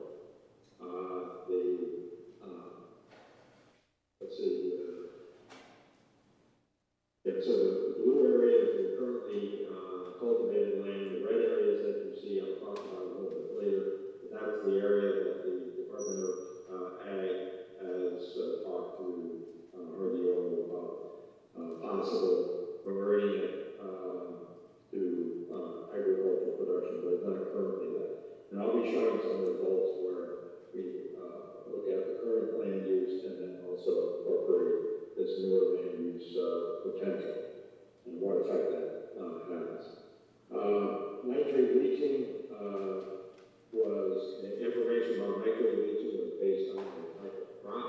So potatoes have different nitrate leaching rates than potato corn, different than other kinds of, and I'll have a whole list of the different kinds of land uses that were different crop management practices. So for instance, for potato, the leaching rate was set at 150 kilograms per hectare on an annual basis. There are 331 of those yellow dots that are called pilot points, and those are the places where we're doing the evaluation of the nitrate, determining the nitrate leaching rate, optimizing. So the nitrate leaching rate would be different at different locations. I'll show some maps that illustrate that. And then risk is used here as a decision verb. So next slide.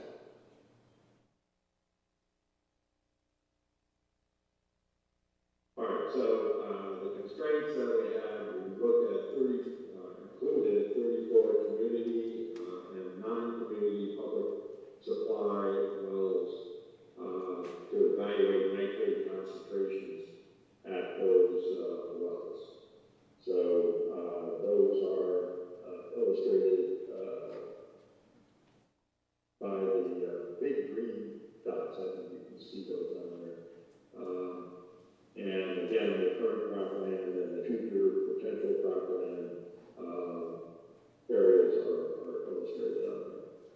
We use the groundwater protection rule to determine the constraints on the nitrate concentration. So for groundwater wells, it's 8 milligram per liter. This is what's called mitigation level 2. And then for the Straight River, just as an example, nitrate concentration there was set at 5 milligram per liter. And that's based on a ecological standard.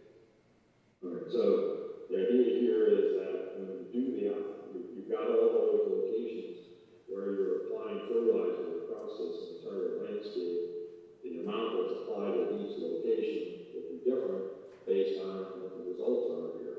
And the constraints are applied at those big green dots. So the result that we get here will be based on just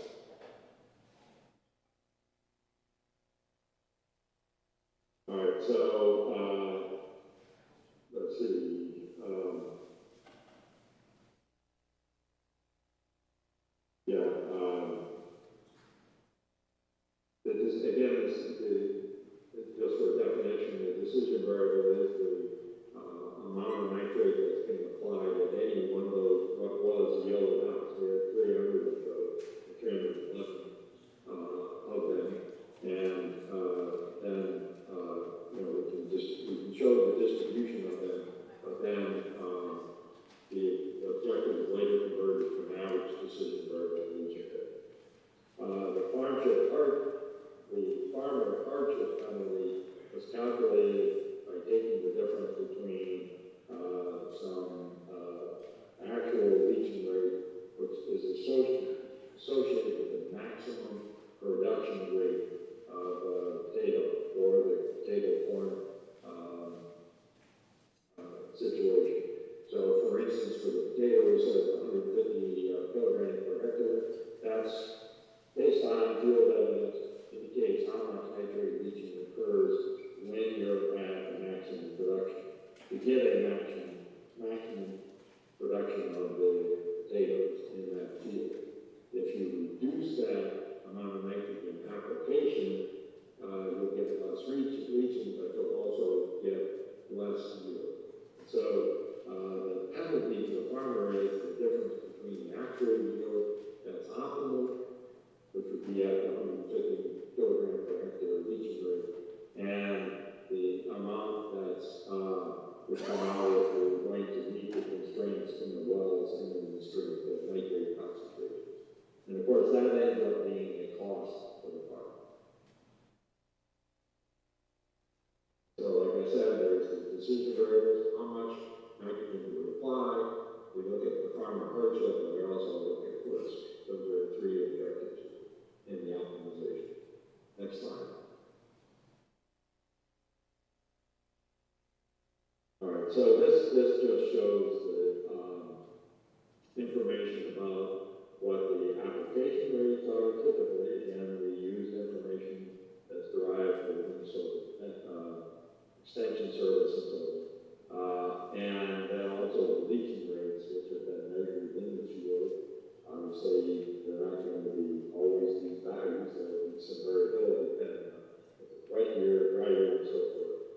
But for potatoes, you can see that at the optimum yield of 58.25 megagrams per hectare of potatoes, the value of the yield is 18,107. That might be the same every year, depends on the potato price, but that's the number we use here. And you'd be applying 269 kilograms per hectare of nitrogen fertilizer to get that maximum yield.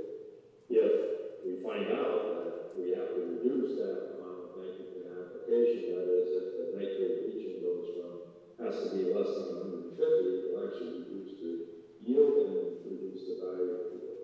We have that for potato corn, potato soybean, and potato soybean pearl. So these just are 4 different land uses that we're examining in this case.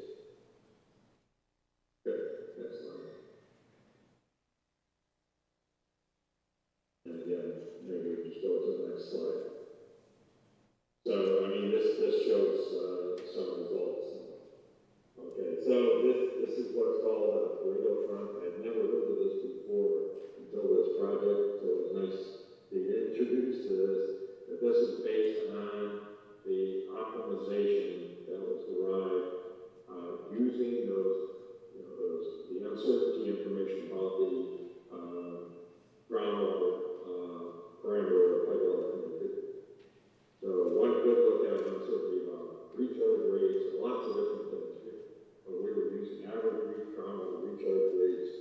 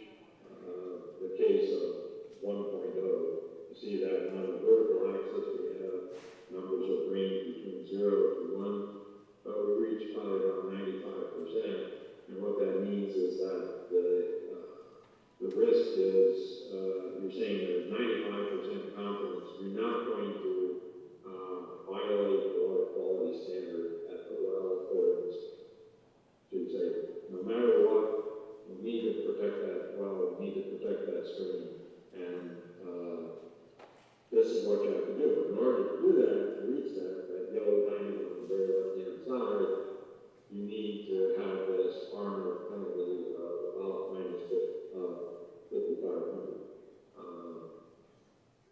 I should have checked to see what the units are on that, but I think it's dollars.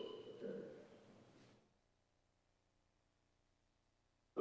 We also have some other places along here, one at 75%, at 0.75. There are three yellow diamonds in it, one at 0.75, and that's at about from the risk at about minus 2,800, and then one at about 0.62 or so, 62%. Again, that would be about 2,200 units for the farm total. Now, only really include those three locations here because you notice that this line is not, these data points are not quite vertical on the right-hand side, but they kind of go up vertically and then they start to curve over. So what it means is that even if you have zero risk, I don't care what the farmer does, basically, to meet the water quality standard, you're still going to have to, in some cases, have a penalty to the farmer. But it's fairly minimal, that's it. As you increase that intolerance to risk that is going upward, the line starts to curve to the left, and that's where you finally get to the point where it really starts to turn to the left, is at about 60.62. Okay. And the same kind of thing is shown on the right-hand side.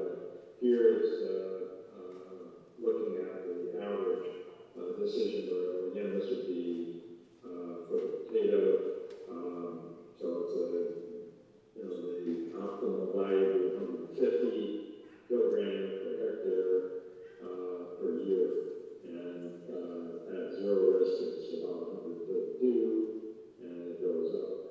So this is using an average value for the decision variable. Again, the decision variable being the nitrate loading rate or nitrate leaching rate. So this kind of device or tool could be used by two parties. One would be the farmer, and the other one would be the environmentalist. And then environmentalists may be an individual, or it could be a state agency, to try to decide, okay, where's the optimal point on here where we can say everybody's going to be happy with it. You're not going to be able to satisfy everybody. And one of the things that Philip is working on is the development of a simple tool. I mean, this is a little bit complicated to get these numbers, but a simpler tool that can be used to generate this information much quicker and would be available to state agencies and to individuals. Let's look at the next slide. Again here, so we'll be able to ask some questions. So, what is shown here is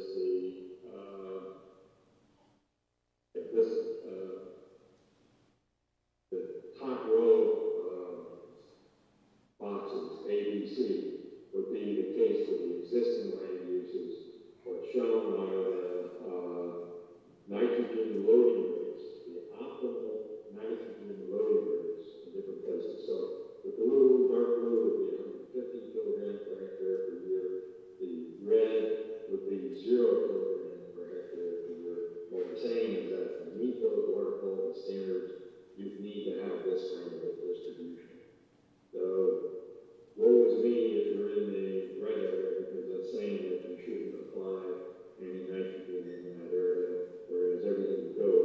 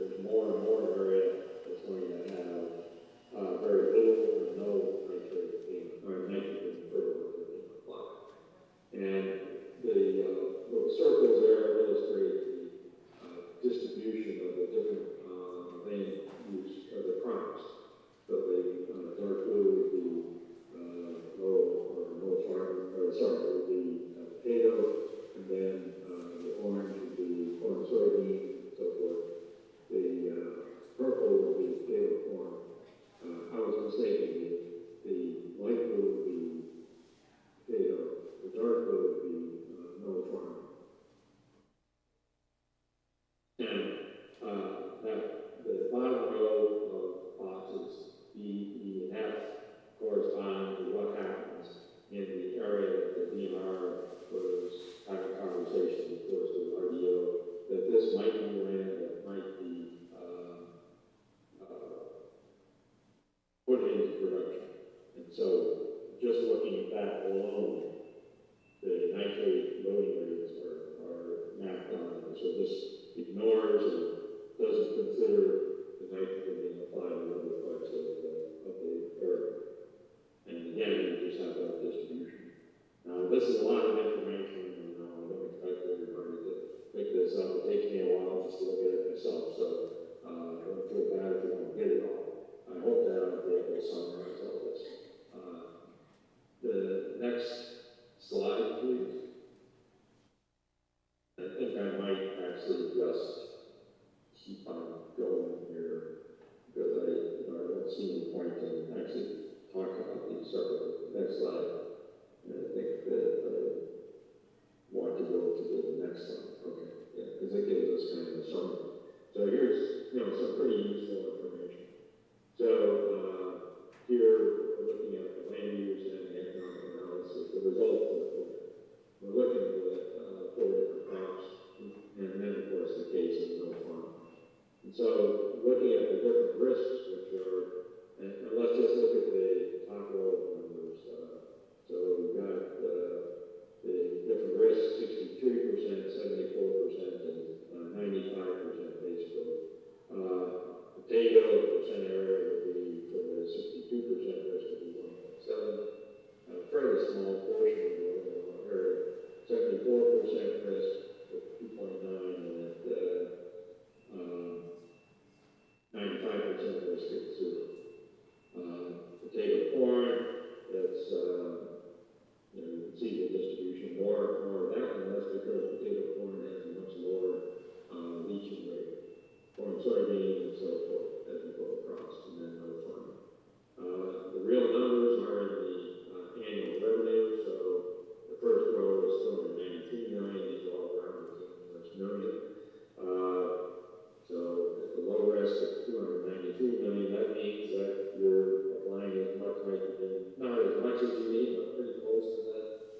But as you increase the intolerance to risk, that is, as you go towards 1.0 for the risk, or 0.946 in this case, the amount of revenue decreases because you're only allowing yourself to apply less fertilizer.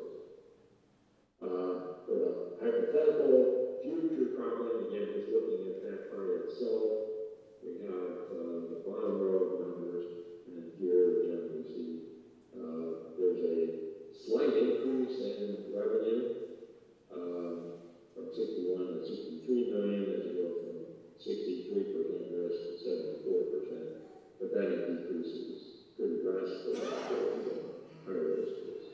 All right, Tom, I'm going to finish up here. The next slide shows a discussion about the results of the optimal lower nitrate leaching rates are found consistently near Medora due to proximity of public water supply wells in that region. So if that area, which was in the southeast region of area of the overall study area, indicates that there could be a long-term issue with viability of developing that land just because of proximity of public water supply wells. There were public water supply wells there, and you could probably go ahead and not have to worry about moving the groundwater, and then you could go ahead and develop it. But then you're still polluting the groundwater, and we don't want to do that. So this, in that area, would be a problem developing. And it was outlined by the DNR as being a potentially high-risk area, one of 3 or 4 in their risk list. Similar case for the Renata area, which is in the southern part of the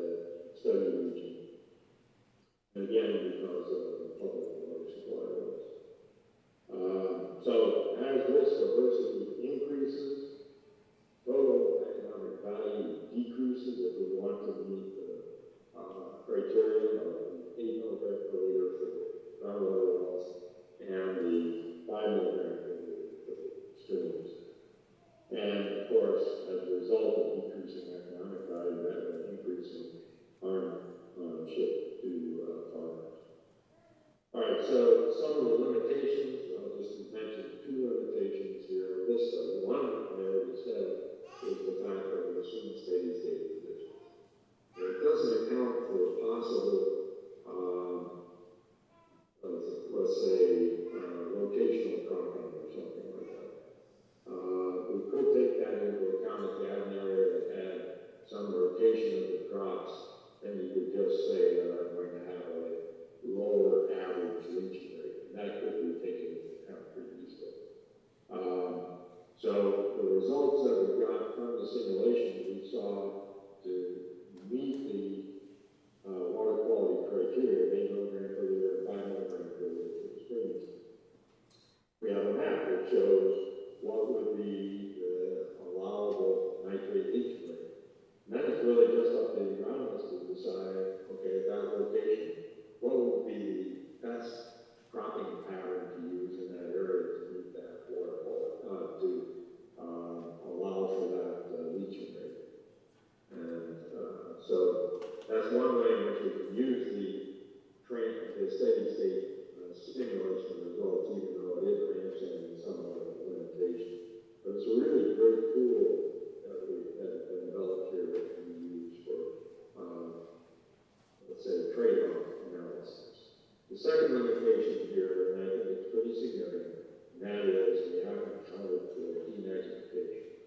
In the groundwater system, nitrate that gets into the groundwater, if there are sufficient carbon sources in the groundwater and low enough oxygen in the groundwater, there is a denitrification process that occurs that can basically just cause the nitrogen or the nitrate to become nitrogen gas, and by that denitrification process. So what it would do is just reduce the nitrogen impact. So that hasn't been accounted for, but it's something that could be accounted for fairly easily in the model. But we need to have data in order to do that. Next slide, which I think will be my last one.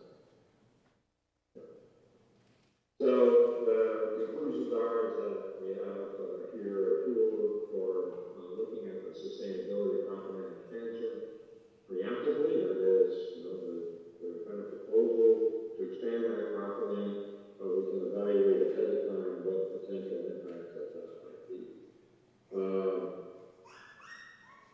And of course, by doing this, we might be able to meet a problem before it actually comes up. Avoid a problem that could occur later by solving it, by knowing what might happen. The tool that has been developed here provides a way in which you can have some negotiation between different stakeholder groups. And so what this requires, of course, we need to know something about what the costs are, what the public risk is, and so forth, to be able to determine what's acceptable. And it says here at the bottom that it can be run fairly cheaply. Once it's been developed, a big part was optimizing or coming up with the parameters for live activity of the aquifer system. And that's based on data that's been measured in the field. Once that has been done, and it has been done in this case, one can take this same model and evaluate other scenarios. The last slide is a bunch of citations, so if anybody's interested in those, Jennifer has the slide set, and you'll be able to distribute those. So I've taken quite a bit of time here, but I understood I had 45 minutes, or an hour and 15 minutes. So maybe there's some questions. Again, like I said, this is a lot of information to absorb. I would ask if anybody has any questions. Not necessarily about the details, but more about maybe, how could this be used, or just questions about what data is needed and other kinds of things like that.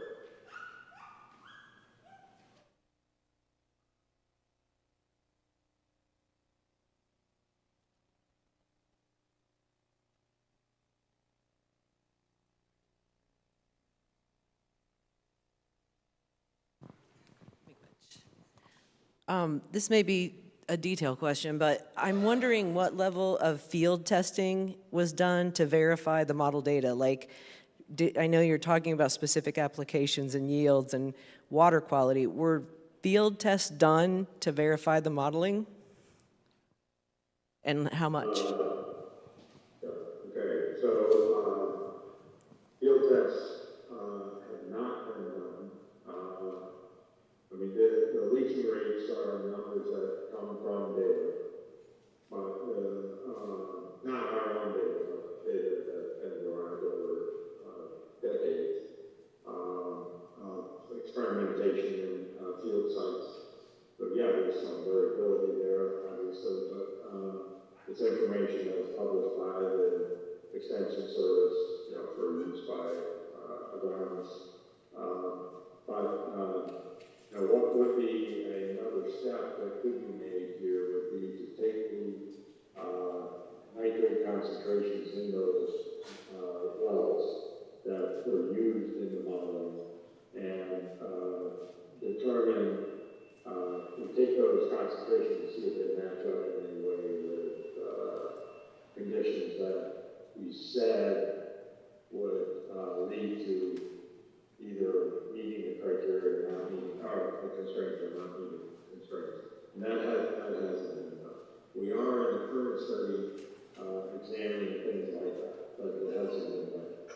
I will mention that I didn't mention that, and that is that the approach that is being used here is novel. It's not something that's been done by others before. I mean, I think a lot of it came about, maybe the majority of it came about because of the connection that we had with Dr. John Doherty, who developed the test model, and his recommendations or his ideas led us, or led the graduate student, Philip Marguerite, to develop this tool. And so it is something that is a novel result that we hope will provide good talking points. But it also could be used to make decisions about what needs to be done to further the application. And one of those things would be to verify that the results that you get from the model are correct. Because, for instance, if there is a lot of denitrification, it could very well be that the nitrate concentrations in the wells won't match up with the assumption that we're making that there is denitrification. And I know that there's got to be some denitrification, but it's just a matter of what the magnitude of it is. The USGS has published something about denitrification in other aquifers in Minnesota, and we'll have to take that into account as we go on in this project. Sorry for the long answer to the question.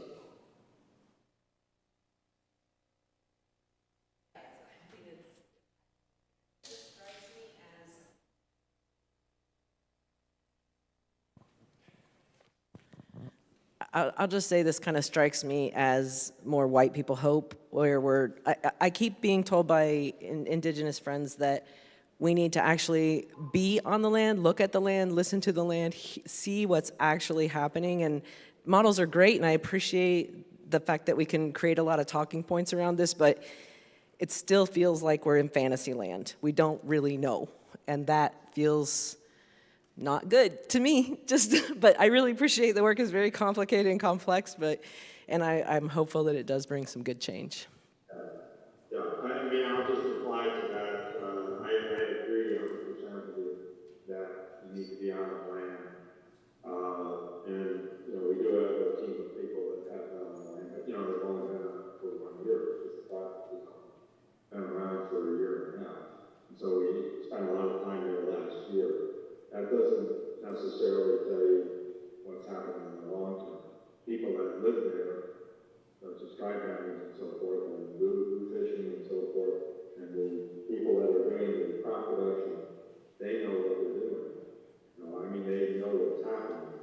So they're seeing what's happening. But this model, yeah, it doesn't give every answer. It doesn't solve everything.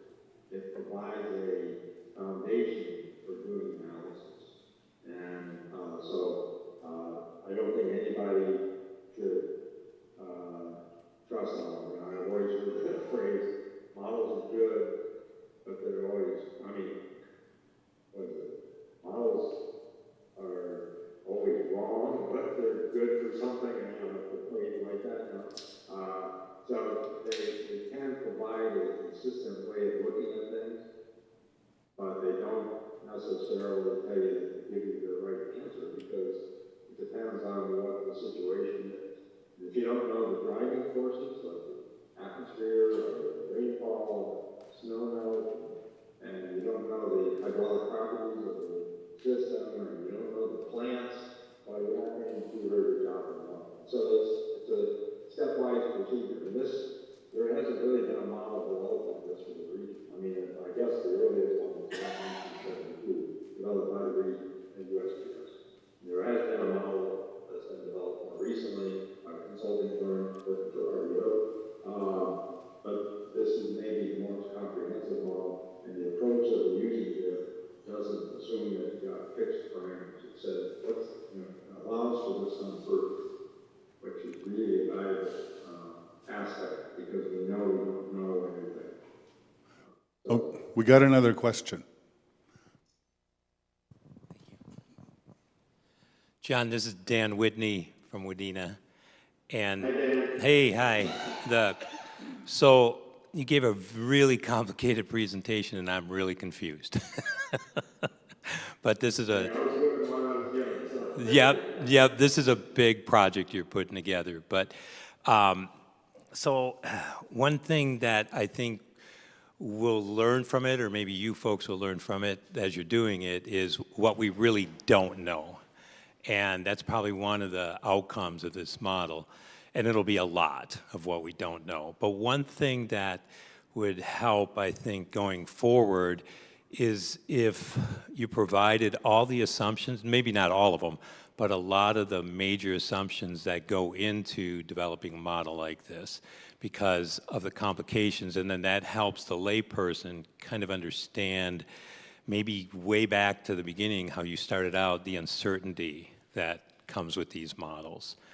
And so that, I think that would be very helpful. And then what the lady in the front mentioned is so true. Collecting actual data from, the ground, if you want to call it that, and the water, and seeing how that matches your output results, which you and I both well know, it's called calibration of the model. And that is going to tell us a lot. And that'll get that variability in that number you were talking about, how you'll have a range. So just kind of some comments there, John. Thank you. Yeah, I think it's an interaction back and forth, and I know that people have been waiting for a long time to be able to see some output. I think this isn't our first result. But it's one of our earliest results from the study that we can actually say we've got something done, but there's more to do because I've already mentioned about the identification and other kinds of things that need to be looked at. And there's also the case of transient flow, not steady state flow. So that there's a lot of things that could be examined here that are outside the scope of what's even possible for us to do. I mean, it's easier for us to do with a model. It's a lot more difficult to gather field data. That's much more costly, and a lot of travel costs. There's weather conditions that don't allow you to be out there and so forth like that. Modeling is easy in comparison. But what we would hope is that we can conceptualize what's happening, apply the model to those cases, and then have people critique it and tear it apart and say, well, okay, this is great, but you need to do something else. And that's what we need. We need input like that. And I know that the irrigators have been waiting for some results so they can tear it apart. And so they can critique it, not necessarily tear it apart. And that's the same also for the tribe members. They like to see some results, and I think that we now have something we can show. We do have quite a bit of field data still being analyzed, and we haven't delved anything into any data that's collected by by RDO, you know, they've got very sophisticated systems for monitoring leaching and other kinds of things like that. You know, I've never looked at any of their data, but, you know, I mean, they're using types of techniques that can be used to evaluate that, and using very careful methods for being able to try to minimize the amount of water leaching out of the profile of percolation, and thereby carrying chemicals with it. Now, I have no idea as to what kind of information that they have to be able to quantify those kinds of things, but that kind of data would be very helpful. Thank you. Are there other questions? Anyone? Okay, that's it. Thank you all.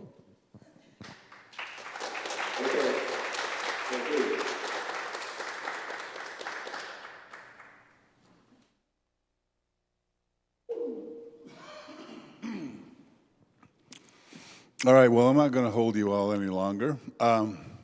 There's a few snacks up here if somebody wants them. And I know I don't know what's up with the AC in this part of the building. But I think I'm going to go get some fans or something tonight because it got kind of sweltering in here. And I apologize for that. But yeah, we resume about 8:15, 8:30 tomorrow. We're going to have some delicious white cornmeal mush for breakfast. And if you've never had it, I highly suggest you stop by before we start tomorrow. I think we start programming about 9. But yeah, Josie's going to cook some cornmeal mush for us tomorrow with some berries and with some maple syrup and what other yummy stuff we can find. So, thank you all for hanging in, and look forward to seeing you tomorrow. Miigwech.